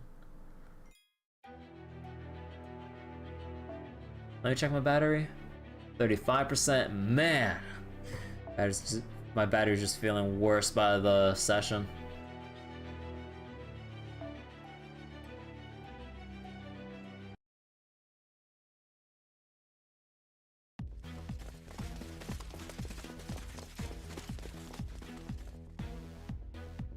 You must be Katic. Oh wait, you have some really awful. Oh my god, wait, yeah, wait, he doesn't. Oh no, oh god. You must be Katic. You have some really awful bags under your eyes, did you know? I hope you're taking care of your liver. That's none of your business. Besides, pretty much every anti-beast mage ends up like this. Anti-beast magecraft. Magecraft devoted to fighting wild beasts, right? Wild beasts are much stronger than humans, so I guess it makes sense your eyes would get tired from being constantly on the lookout. So you're a detail-oriented coward then. I do like the first part. Okay, Kirby, what the actual hell? I don't know what I expected, but it wasn't this! Grassbeard and Coin Sky would each be shocking enough, but now U-Olga Maria is working with you too? How the hell did you even get this party together? I know there are usually twists and turns along the way, but come the hell on! Let's see, wait. It's okay, these are the last enemies turned allies we're getting. You know, not so long ago, you were our enemy too. Now, don't let me in with them, I'm barely above average on my best day. Well, whatever. As far as the direct is concerned, I just gotta pretend like I don't know who she is, right? I'll just follow Mash's lead and pretend we met her in this Lostbelt. Oh, having a secret chat, are we? It's nice to see you getting along with her so well, Katic. Never let the priest sneak up behind you. Katic's literally the straightest man in Chaldea. It's enough to make me feel good about my choice to bring you to the border at no small personal risk to myself. Oh my, so you're the one who rescued Katic from a certain death in Olympus' father. What a shocking betrayal of your fellow disciples. And you got along with them so well too. Almost every ally of Chaldea was an enemy at some point or another. Yeah. Enemies, allies, like it don't matter if the Goudas or Chaldea's involved. That's fine. Hell, we even got like several servants who originally like beasts or evils of humanity all summoned in Chaldea, so we're just wandering around. It's like, it's fine, it's fine. It's like Kiara, yeah, like we got Nero, Draco. Technically, I mean, not a servant per se, but foe walking around, although, you know, not really a beast anymore because of, Solomon stuff. You know, Aura, Kama. Anyone else I'm missing off the top of my head? But yeah, it's fine. I hate to think what Limbo Muramasa would say if they could see you now. I think it's time you seriously consider ending your life so you can apologize to them in person. Spare me the crocodile tears, Koinskaya. The Lord doesn't forgive lies simply because they are as outwardly pretty as the one who speaks them. Might I also suggest you practice your little performance in the mirror to learn better, to learn to better hide your inner ugliness. Damn!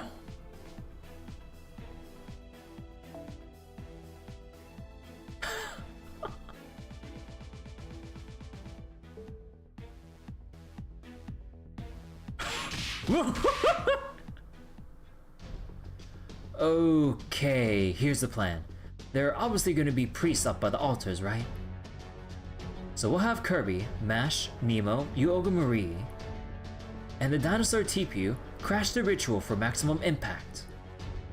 I can't be of any help in combat, but if you want me to distract the Asalama, I think that's a wise choice. Never would have taken him for a pacifist. This Lostbelt really is uniquely weird. While you guys are fighting, Rasputin and Koenskaya will rescue Da Vinci and Scion. Not that we're going to be naive enough to completely trust them, I'll keep an eye on them myself. Okay, let's do it. Then let's split up now. We'll take different routes to the altars. The more attention you guys draw, the better our chances of success. Make sure you give them hell.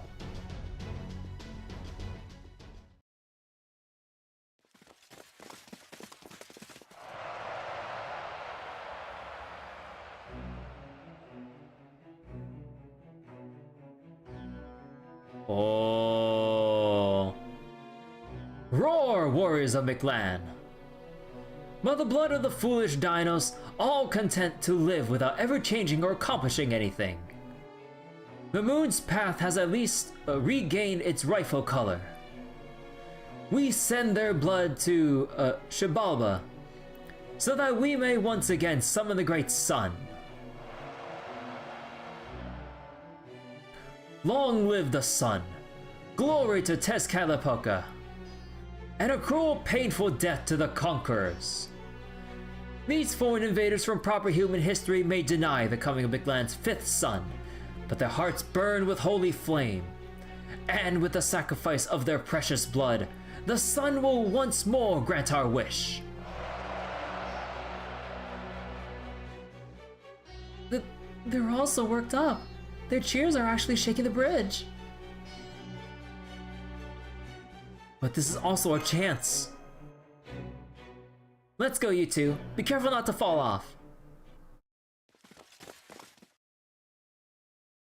Hold it.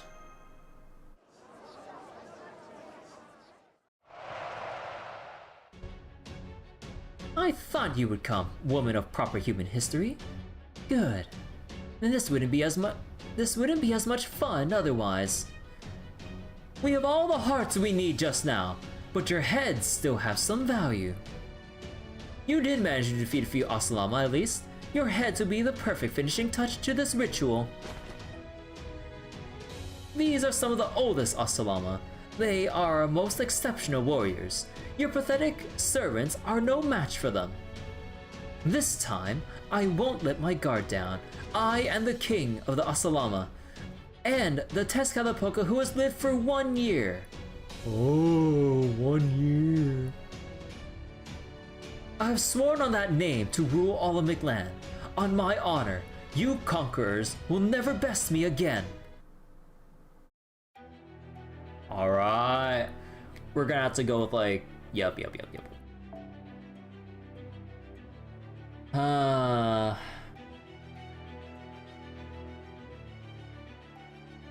Fuck it.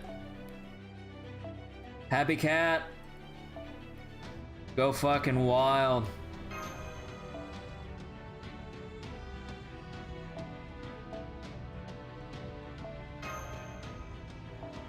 And then when all else fails...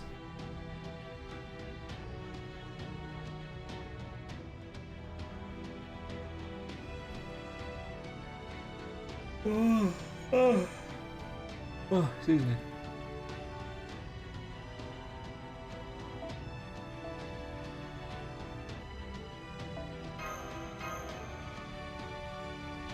Actually, no, yeah, I should take off the teapot here because we only get 4 servants now.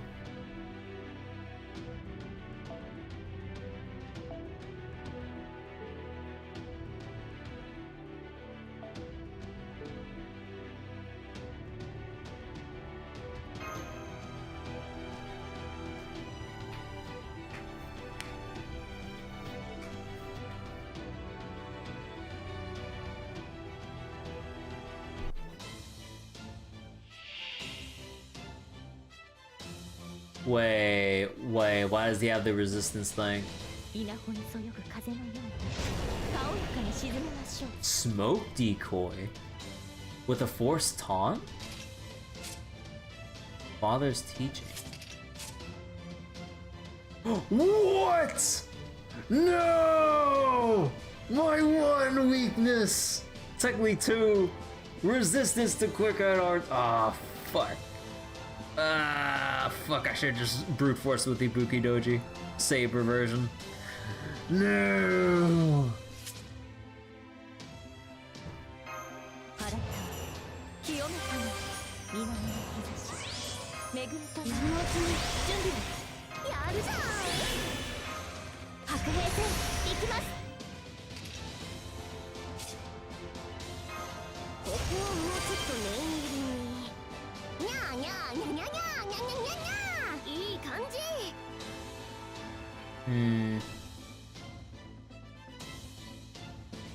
So the only ones gonna be left are going to hold up.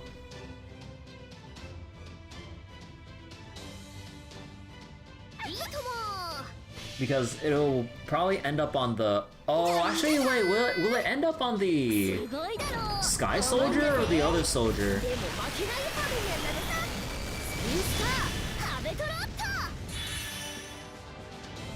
Oh, it will end up on the Smoke Soldier. Ah, fuck. So then we can't focus the... Oh, man.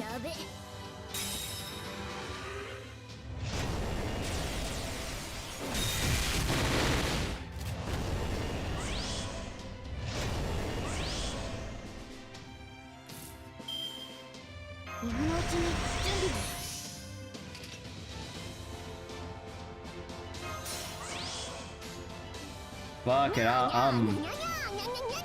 I'm brute forcing as hard as I can here.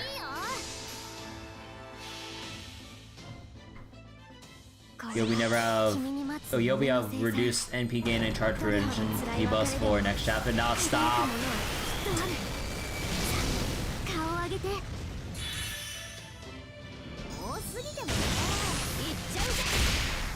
Oh my god. That is some NP gain, alright. Holy crap.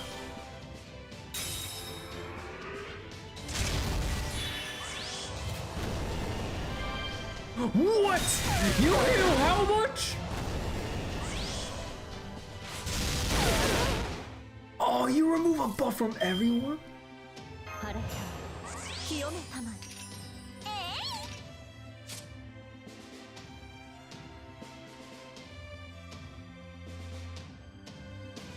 Oh.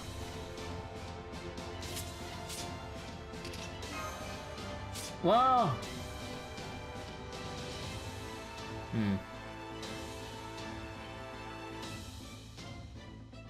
No, I got an idea already.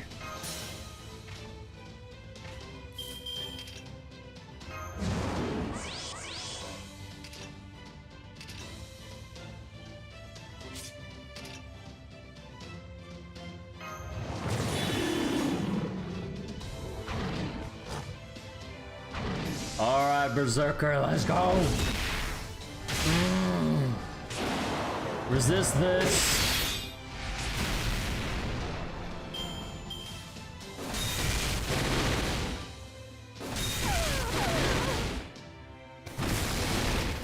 No, he removed the other... Oh, fuck. So it's always a guaranteed remove? Fuck.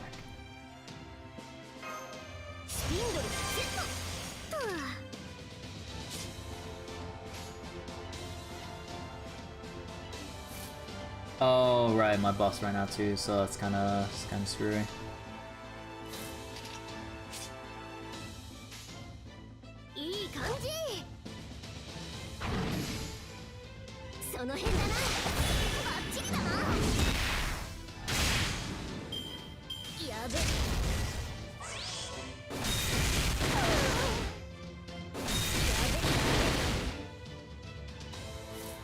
Dude, that is mad annoying. Holy shit. No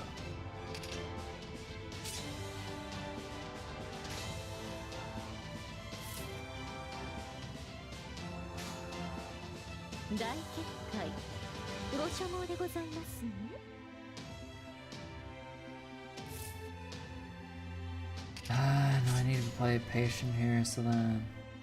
大結界ご所望でございます。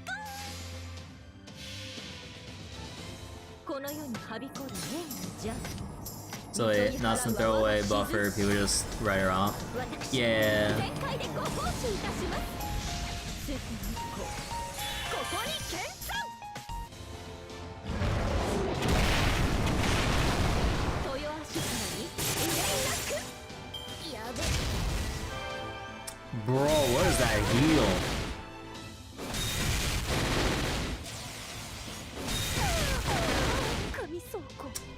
Oh my god, he slaps. And yeah, this is where... yeah.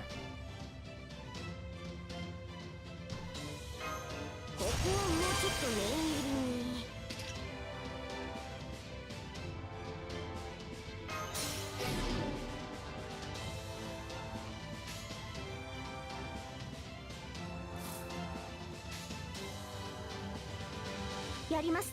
負けないぞ。やります。やっ。はじけて。シャスピタル。ここでまっすぐ。ここまでやれば。やべ。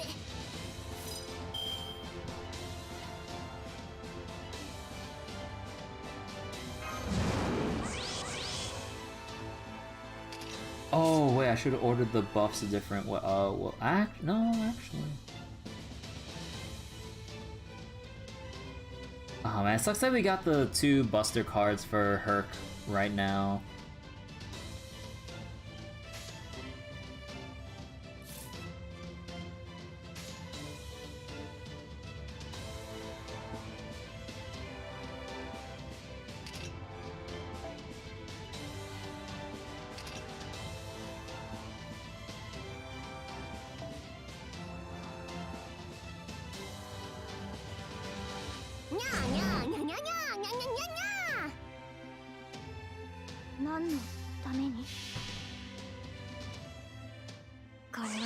Although it's gonna get dispelled though.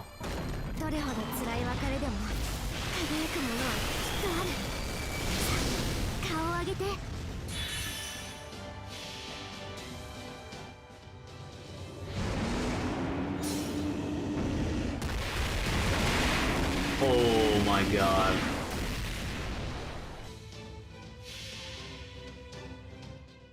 Hey, Kirby Night Rose. Nice, a good vibes. Going on right now, having a lot of fun reading Lostbelt 7 so far and suffering through this fucking boss.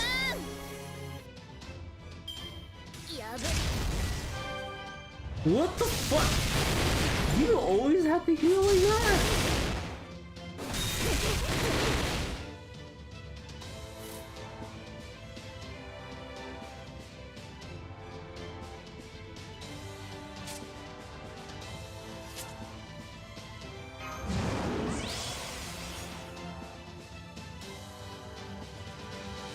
That's only 80%.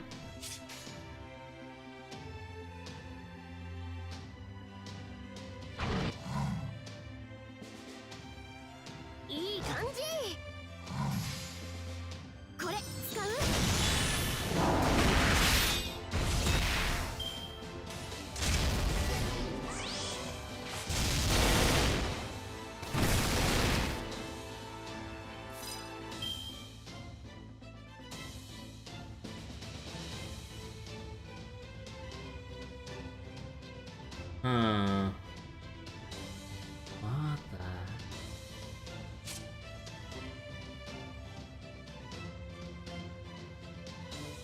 That is so fucked. Store HP. God. You need like recovery down or some shit. Okay, I know her ain't gonna live long, so there's no point.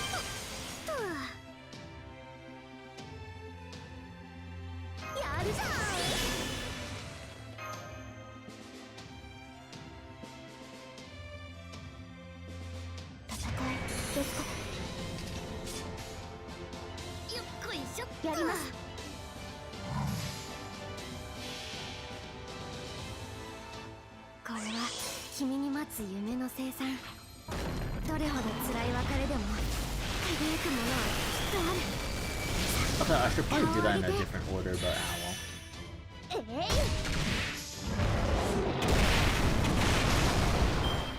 やべ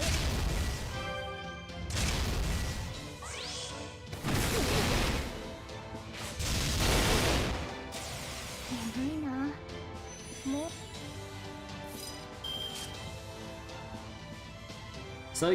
So with how this works, like, you just gotta burst him in one hit, because, like, he just heals, like, that many thousand, or, like, several, or tens of thousands of HP.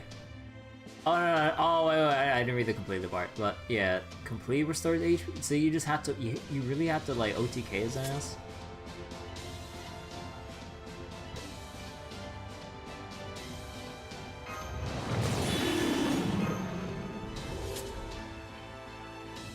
Super Orion time, probably. Alright, that only applies, oh, to female, right. I thought it was like overall invincibility. I know the text was there for the brine things, but forgot about the condition.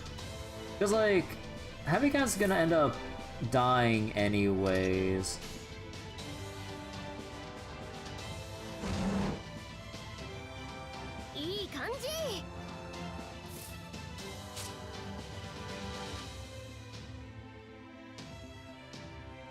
Decrease NP gain.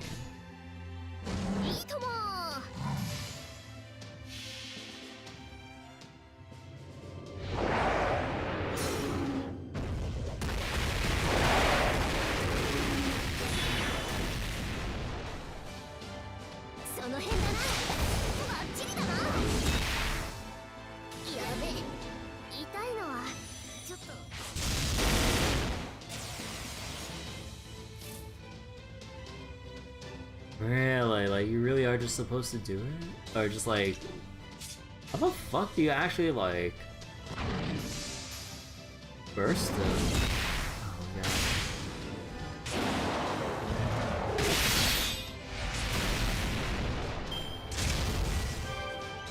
Man, that is some screwy right there. Because, like, I can't even use a Leyline Stone here. Because of the conditional, he'll recover everything on one hit. Man, that is fucked. So you're forced to deal with an extra taunt. Yeah, I guess I do need to bring in fucking... Wait. Huh, wait. I need to see who I can bring in. Could I just try to brute force, or... Well, okay, no, I'd have to brute force... Oh, right, Happy Cat's... like, we're forced to fucking bring her in, or the director. Does the director have a way to stop the regeneration just by being present? Does she have like a special NPC privilege buff or some shit?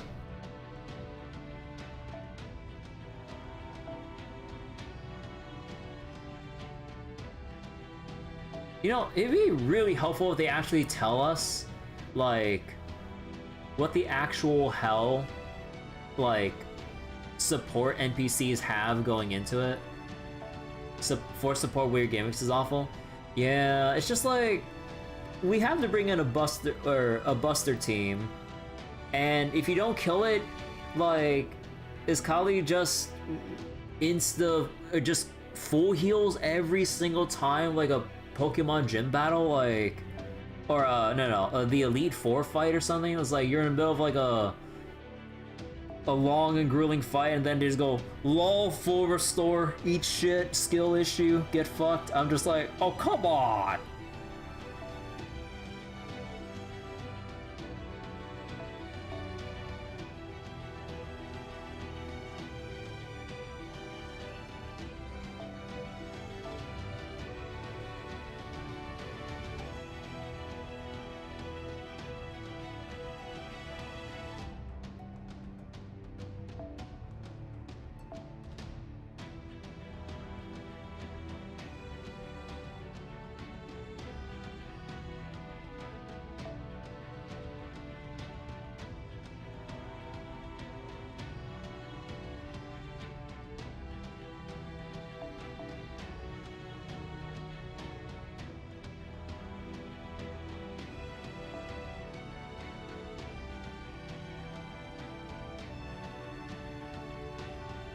Do the Asalamas, they said the Asalama accounts are technically...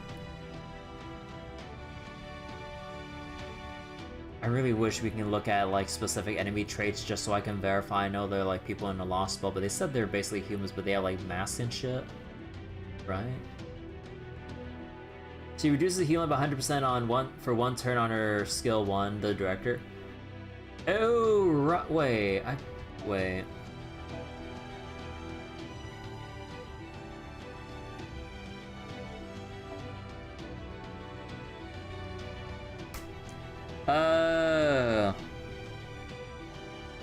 Although, so that means...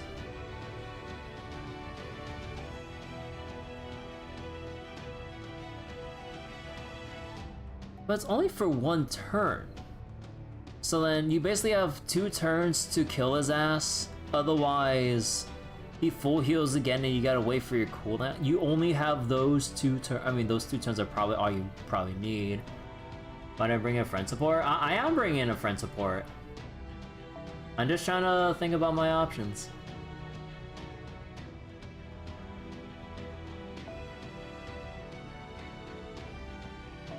And because I'm super biased. Let's see.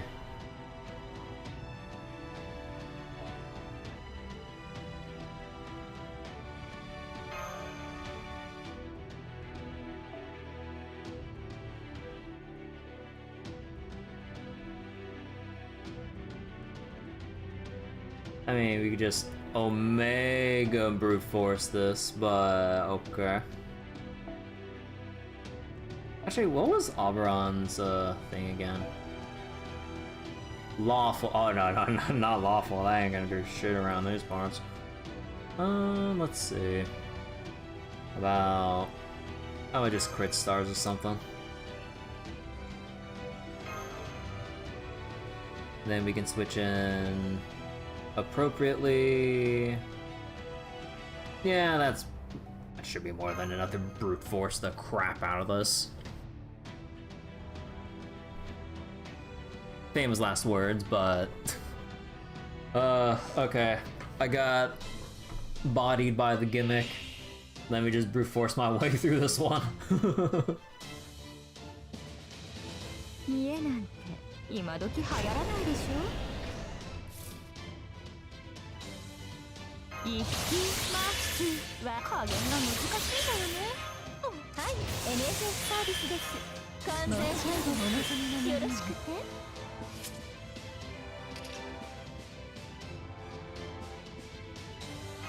そのように。失礼、こちらの話です。オッケー、マスター、いいんじゃない？そういうのもありよね。恐れ入る。災いは今こそお前たちのもとへと来たり。真剣草薙の太刀。とこうだ。 Oh! トリプルワーム。 Wait, time out.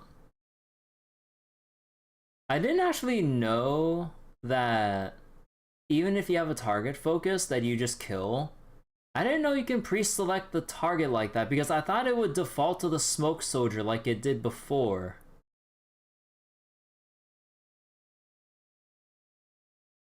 Well, I mean, we can still loop again with the Koinskaya's NP boost, but oh.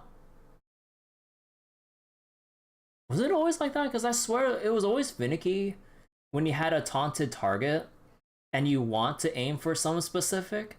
But I swear in my experience, it always felt either random or just attacked the one you didn't want. Well, I mean, either way, the Sky Soldier should die, I think, but I mean, alright.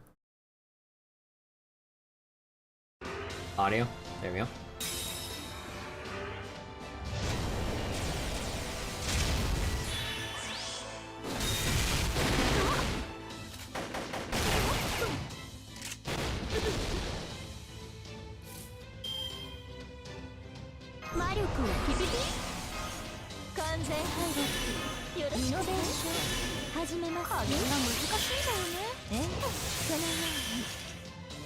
失礼。こちらの話です。さて、ここからだ。どうも。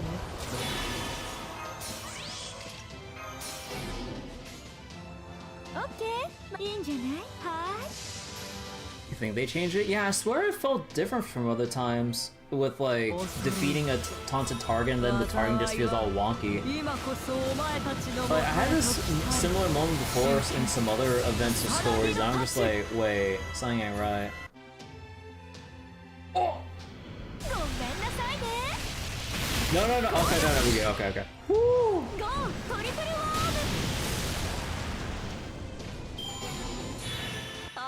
It's just that simple.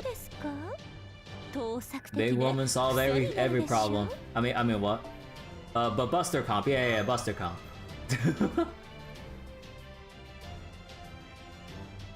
Buster.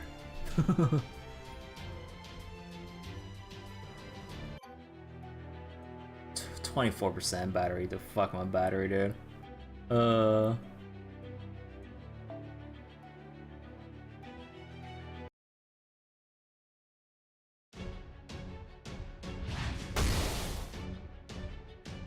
How? Is this how powerful heroes can truly be? That can't be right. No proper human history hero could ever be worth anything. You trust no one. You betray confidence. You ruin even the things you steal out of ignorance. No, I refuse to accept your world as our future. Priests, begin the ritual, now! Kill the sacrifices before these invaders can rescue them. That will drain their will to fight.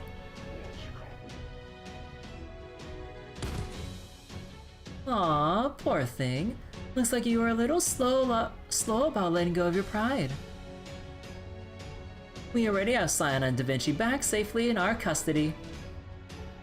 Hear that, Kirby? We did it. Now let's get out of here. We need to find somewhere safe before all the Asalama on the ground make their way up. Hey, actually hit what I was aiming at that time. Not bad for a warning shot, huh? Oh, alright, it was Tesca. I thought it was like someone else with a gun. Why the hurry? You've reached the heart of your enemy's operation. Leaving so soon would be a waste, don't you think? You're here, so why not try to take out their king, huh? Tezcatlipoca? When'd you get here? I didn't sense you at all. I've been here the whole time. This is my world. What does a human say these days? God is everywhere? That's essentially it. Where have I seen him before? So you let it go, huh? You even gave it away. I really don't understand you. Well, that's okay. If you refuse to take the trials, then I can kill you here and now. Tezcatlipoca, our battle isn't over yet. I swore I would kill them myself. Iskali, what is your purpose? To kill our enemies? To lead the Asalama? No, Almighty Tezcatlipoca. It's to survive. This body belongs to you. It must not be destroyed before a year it has passed. That's right. Then you know what you should do now, yes? I do. Forgive me for me being so short-sighted. Now then, let's start over. Don't worry, the Asalama won't come up here. You came here to erase this Lostbelt, didn't you? Let's settle all that here and now. The sooner you end this, the easier you can breathe. Leave the more complex thinking to us. What do we do? Run for it? Fight? We may not know what Tezcatlipoca is capable of, but he's still just a servant. Beating him shouldn't be impossible, and we might not get another chance to fight him while he's on his own. What should we do? What will you do, Kirby? Oh!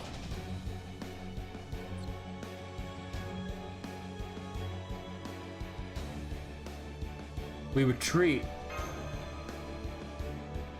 Huh? Well. Look who you brought with you. How the hell did you befriend her? Long time no see, President Girl. Have you come for your revenge? Huh? What are you talking about? I've never seen you before in my... I gotta say, I'm amazed you survived that. Guess you're right to call yourself a god. A god? Now what are you... No, more importantly, you... Uh-oh. She's starting to remember.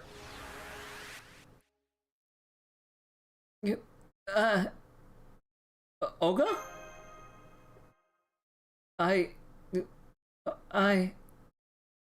No, never mind that now. I just remembered that guy killed me. Get him, Kirby! You hear that, Talabok? I can handle the mage from proper human history on my own, but that girl is more than I can handle. Take over for me. You have my permission to soak the altar.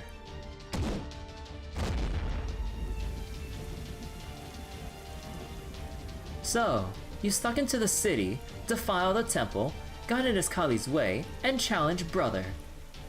I think you just set a new record for sins committed in a single day. So, will you pay for your sins by leaping off the altar to your deaths? Or by having me wash you away? I'll give you a moment to choose. Damn it. Looks like we don't have a choice but to fight now. Summon a servant, Kirby. You got a strategy for her, right? Yup, floating servants. I just need floating servants. Really? I'm not sure what your plan is, but I trust your decision, Master. Huh, never fought you before, but I guess it doesn't matter. You're about to die anyway. Don't worry, I'll knock you off first so you don't suffer too much. Think they said to use floating servants? Floating servants? Oh boy! The match doesn't float! We said Olga Marie or Nemo as an NPC support. Wait. You must use the guest servants. Nemo guest only. Wait, let me do something? Okay.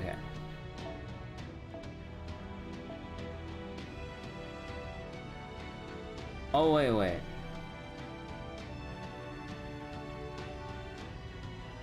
Actually, they don't have a thing for, like, servant is floating, right? Dang. How could they not have a servant is floating trait?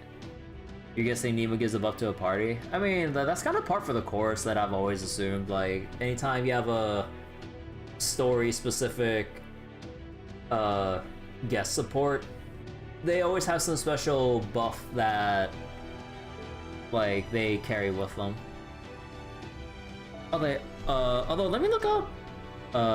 Actually, no, I can look up Nemo like once we actually get into it.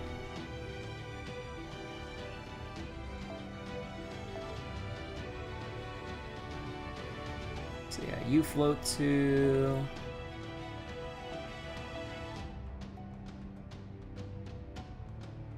Floating.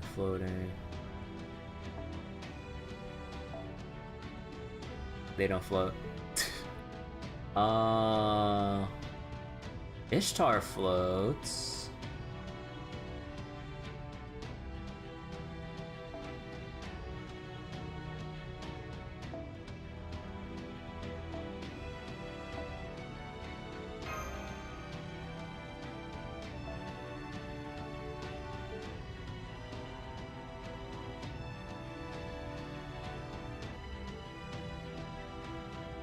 So it was very fun because of all the stuns. Oh boy.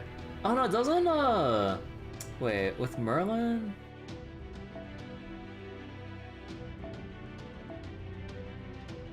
Nah. Or is he technically flying because of no, he just makes a field where he walks. The flowers.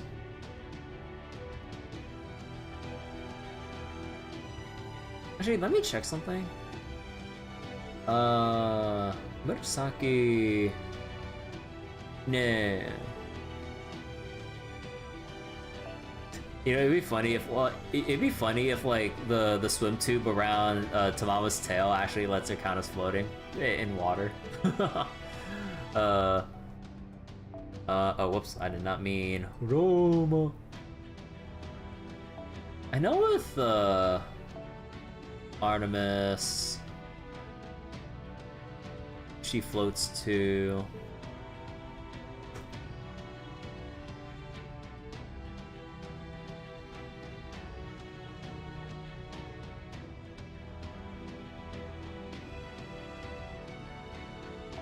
Actually, Space Ishtar?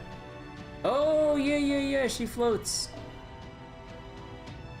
Well, oh, you have to pick the specific ascension. Oh.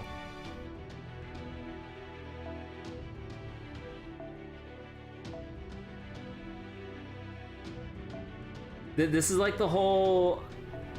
This is like the whole Summer Kiara thing again about why like a farming comp I was using with her wasn't working. It was because I didn't have her in her third ascension that was ruining like the whole OTK thing. Because the third ascension gave Summer Kiara a different trait that enables more damage for her. Right. So, Space Ishtar.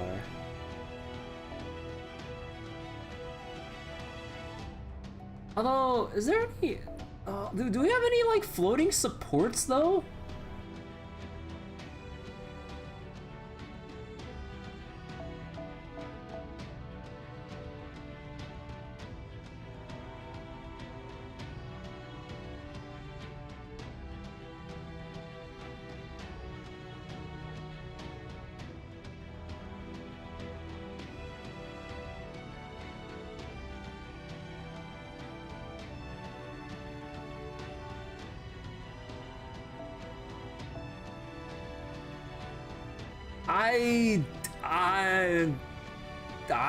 I mean, I guess. Wait, are all these considered floating? Okay, no, that is definitely not considered floating.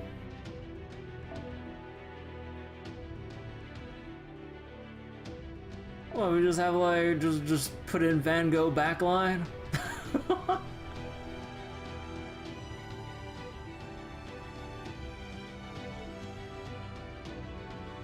Apply curse to all allies. Actually, I never actually used Van Gogh, or I don't remember using Van Gogh in a fight before, so I can't remember. Oh. Retain 1 HP when suffering damage from curse. Oh, yeah, it makes sense, otherwise she kind of suck if she couldn't.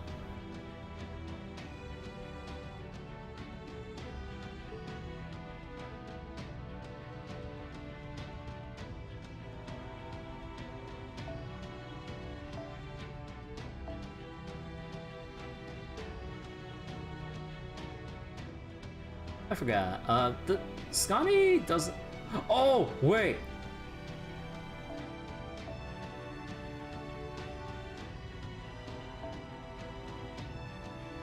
I forgot. Ascension 3. Casta Artoria floats.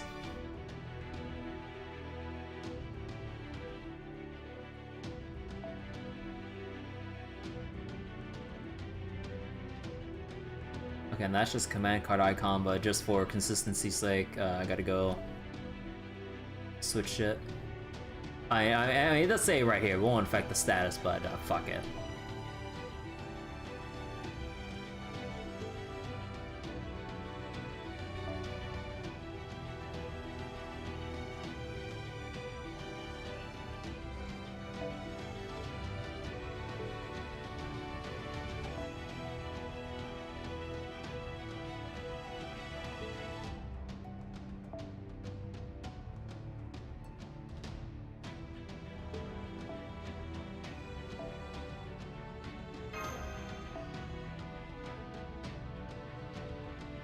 So wait, Skaha costume gives her anima trait. Personally, it's weird. I mean, it's just, you know, haha bunny suit.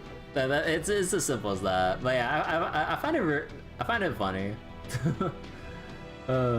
Especially with Skahawk's like bunny suit voice lines and all.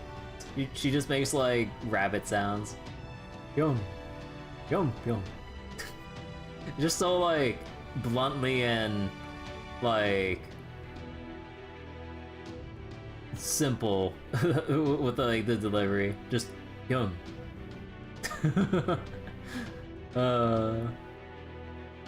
Okay, let me see.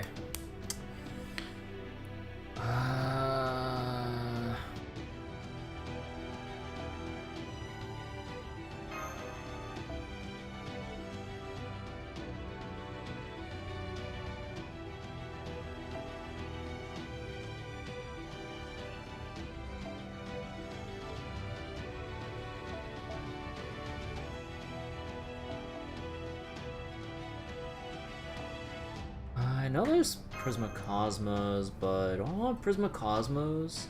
Because, like, it'll take a little while before Casteratoria gets her NP ready by the time we break a bar or something. So then, probably thinking, let me see.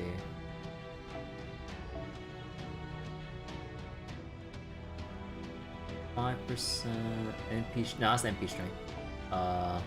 No. Damage gotta be nice. Oh, do I really not have a, like, NP gauge with NP gain somewhere?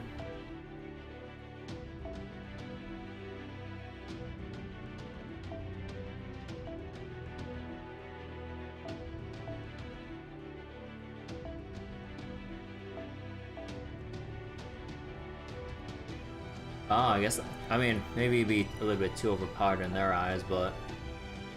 Aw, man! Okay, so then... Actually, should we just have, like, the first thing with, like...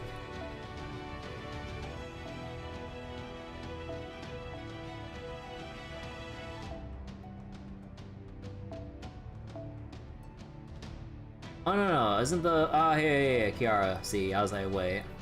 Yeah, here it is. Okay. Oh, is that only 40%? No, 50%. I'm actually one off from actually MLBing this.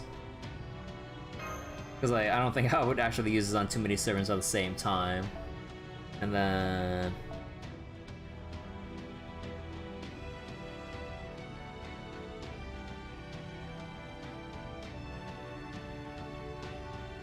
Actually, what does Van Gogh want for CEs?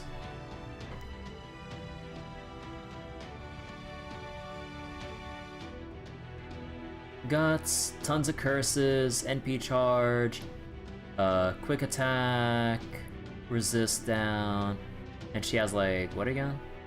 3 quick cards.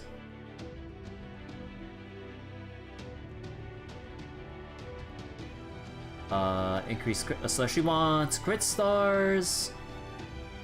She recovers HP while applying curses on herself.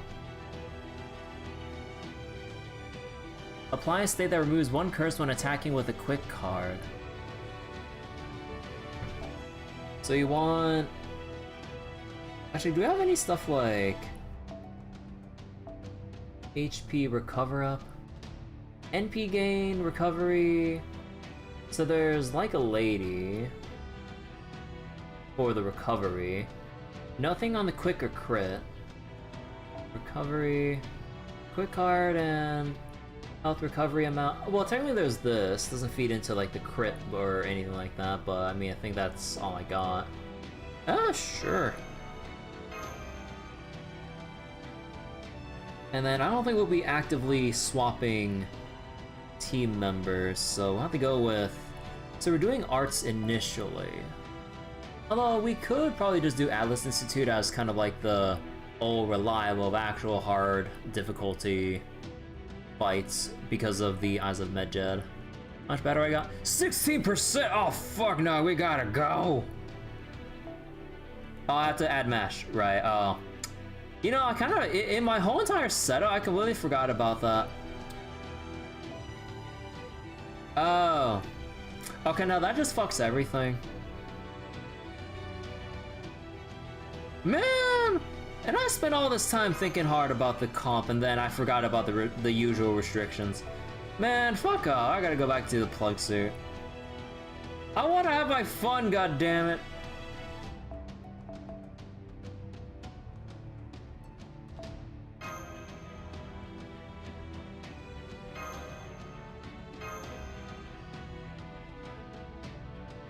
Man, I was like, the one time I was like, okay, I'll bring in Van Gogh for backline. No, I see how it is.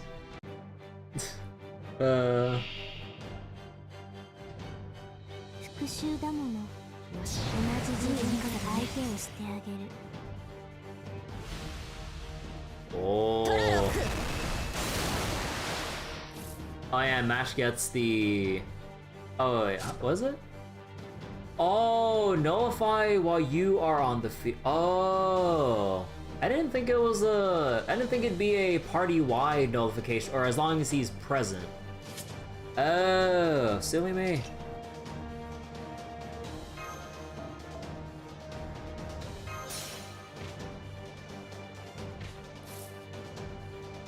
Oh wait, is she even considered? Well, I mean, whatever. As long as like,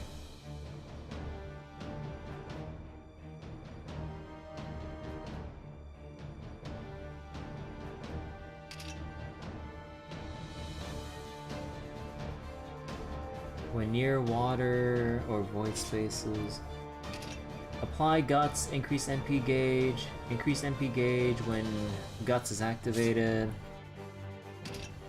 Increase arts card effectiveness, gain crit stun. カモメの歌を聴きたいよし。いい海風だね。よし。いい海風だね。早炊きですよ。カルウェナ。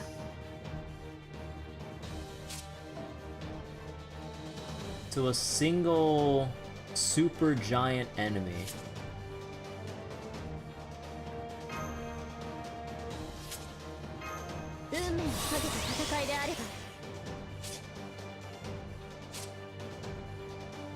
Increase MP strength with overcharge. Increase with overcharge. Increase extra attack strength. Okay, so you want a Brave Chain with her. I will just give this to her straight away then.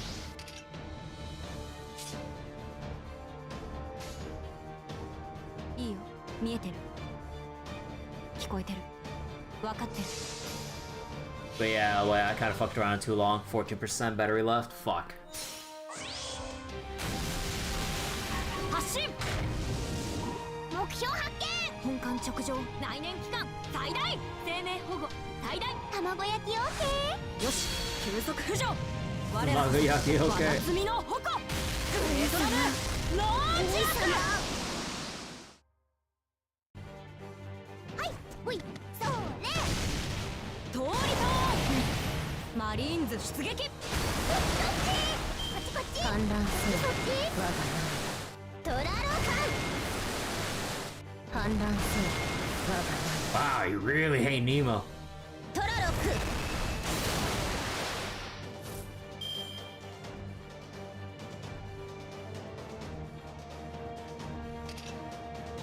Alright, I guess we just go again.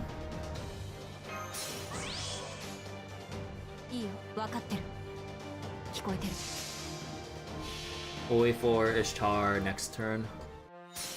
ポリトンエンジンスタート。照準よろしい。計算完了。ローラップ回すね。設備ロック。グリーンはいいかしら。許可する。行くぞ。グレートラム。ノーチラック。様。イエーイ。やるよ。おしまい。やった。小型艇発進。せーの。ノーチラック。トラロカイ。反乱する。我が名。 Oh wow, she really is just hard focusing on Nemo only. Holy shit. Really? Okay.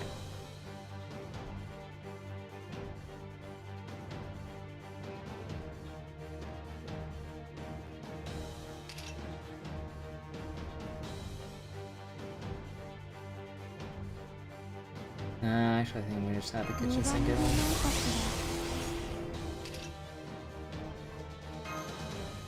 女神の怒り、味わいなさい。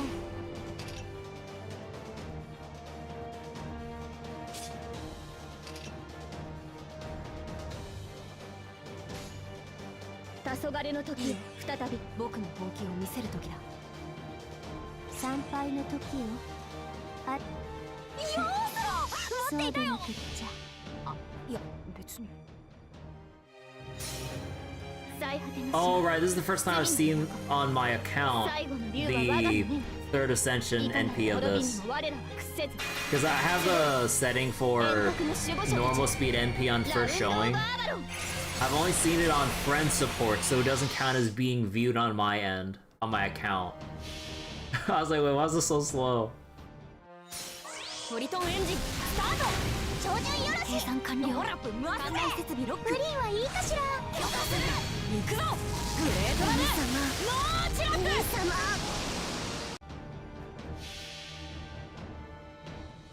霊気銀河解放。女神たるもの。これくらいのことはしないとね。次元の違いを知りなさい。行け。王様。シュグラクエーサー。王様。Oh my god. 反乱せよ、我が名トラロカントラロク Getting hard focused so much here. God damn. よし、決めた。Alright, it's only 50%. I'm dumb.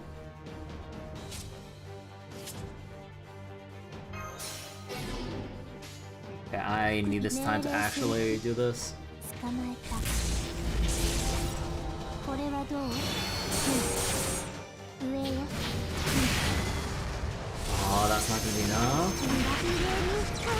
Oh, no, it is. Okay. トラロク。トラロク。Wait. Oh.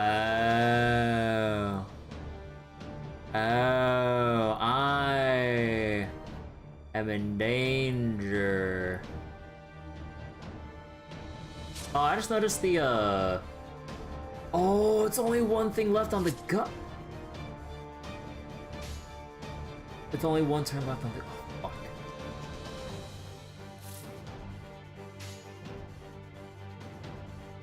fuck. 誇りにかけて下がっているように。 My command spells. 圧倒します。 Well, I think we're gonna have to use the Leyland Stone on this because I don't have time to redo the fight cleanly. Oh wait, oh that was actually gonna be full on NP. トラロク。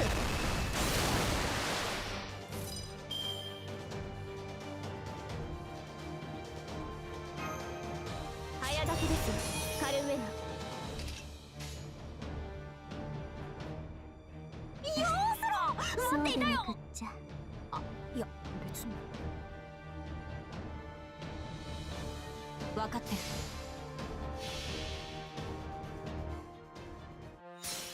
トリトンエンジンスタート。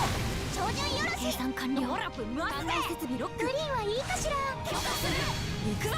グレートラメ。もちろん。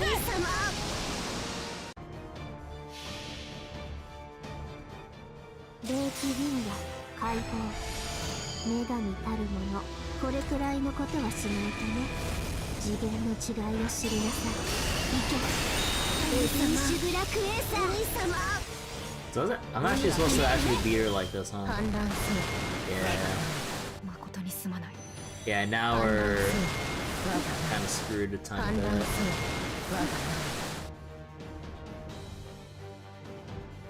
So anyway, let me see. So then...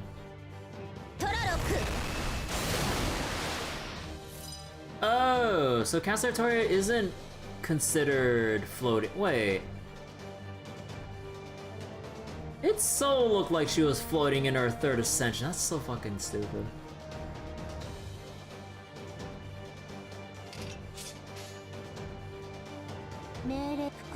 Okay, yeah, this is kind of fucked.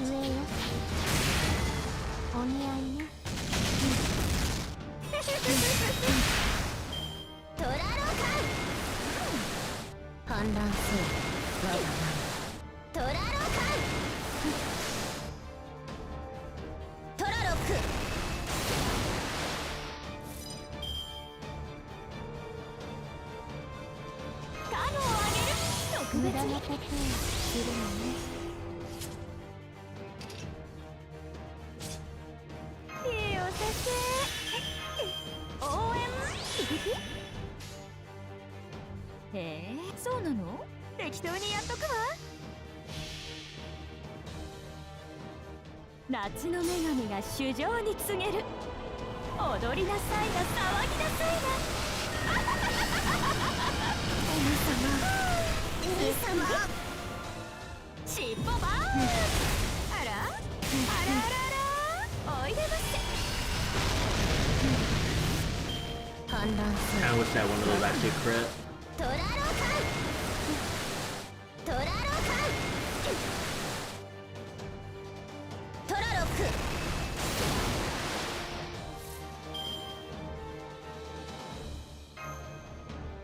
耐えてみせて。参拝の時よ。 Actually, I could have. Oh, I'm dumb. I'm dumb. I should have done Buster. I should have done Buster Brave. Oh, that was a misplay. Well, I guess at this point, she's not enhancing anything else, so hold on. 復習するわ。 I might as well just go for Ibuki then. Because I think the crit would do more than maybe the extra attack? Maybe? I don't know. 始まりはご But yeah, no, that was a. Oh my god, if I caught that earlier, I would have gotten the Busted Brave and maybe could have gotten a little bit further damage wise. 捕まえた。ザバーン。 I mean, it depends on how many people survive, so there goes Ibuki. トラロカントラロカン戦線を離脱します。 Actually, I think this should be. Oh yeah, Mash is here. And stunned. トラロク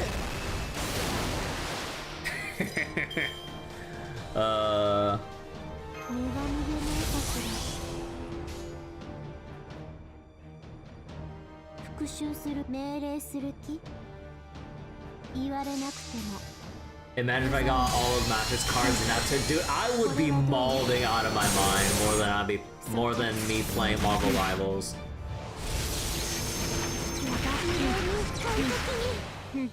Oh shit! No leyline stun.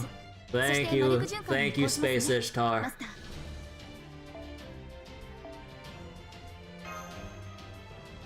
Ibuki did some nice work too, but because LOL Berserker class get deleted.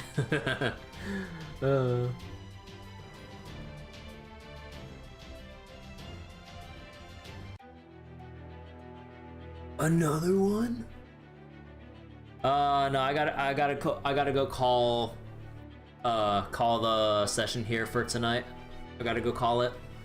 My battery's too low for this, and I believe a friend wants to go do something later tonight, so I'm gonna continue this another time because my friend really wants to watch the second or the first episode for the second season of Solo Leveling. Arise. So wait, gonna have a real short last session. Oh, is this? Am I like basically right near the end? Like, is this where part one's gonna end? I will ask that. This is right next to the end. Oh, really? Oh man, I thought like, you know, I guess like I'm a little bit spoiled from Lostbelt 6 with how long Avalon the Fae took per part. Dang! Oh man, no, that's awkward. Cause like, yeah, I can't do anything with my phone battery. My phone battery sucks at this point because I've been stressing out my poor phone for who knows how many years at this point doing all these FGO reading sessions. Oh man, that sucks. Ah man, I'm like 3 sections away. Ah. Oh well. I'll come up with a backup plan, which would most likely be Path of Exile or something. So, alright.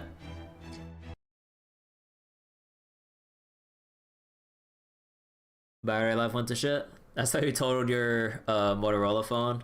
when you're into this game. Yep. My poor phone though. Oh my god, it's like 9% and shit. Holy crap, I got pinged like hell. What for? Oh, Grand Blue Fantasy pings. Nah, that's whatever. Man, the notifications I see on my phone sometimes. What the fuck notification was this? I'm just looking at my Blue Sky phone notifications about like, because I have like notifications on like whoever just recently follows you or something. I'm like, wait, I'm not gonna call it the specific username, but I'm just like, that's a silly name to see on your phone notifications of so and so has followed you. It's such a whack. It's not that wacky a name, but it's silly. What the fuck? Who names themselves that on social media as their username? What the fuck? Oh my god. But alright, I gotta go head out, go watch some solo leveling with my friends, assuming they're all available at this hour, which I think they should be. Yep. Hope you'll be able to catch my next stream. Oh yeah. Just as a heads up for the next session, I have planned out continuing Star Wars, my playthrough of Star Wars Knights of the Old Republic 1 tomorrow.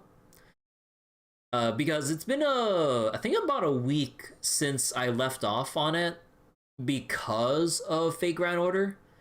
So I do want to like at least pick it back up and progress a little bit, and then get back to wrapping up Lostbelt, or Lostbelt 7 Part 1. And then we'll flip back to Star Wars Knights of the Old Republic and continue on with the playthrough as originally intended, before I just remembered that, hey, Lostbelt 7's already out. I'm like, oh, right. Anyways, okay. So let me go check a thing real quick before I fully send this off. Alright, so that'll be for tonight. Thanks for watching, everyone. I'll see you all next time for more Star Wars and wrapping up Fate Grand Order at another time. Or maybe well, no, I already scheduled that. I don't want to keep shifting stuff around. Alright, I'll see you guys all later. Bye-bye. Thanks so much for watching and talking and everything.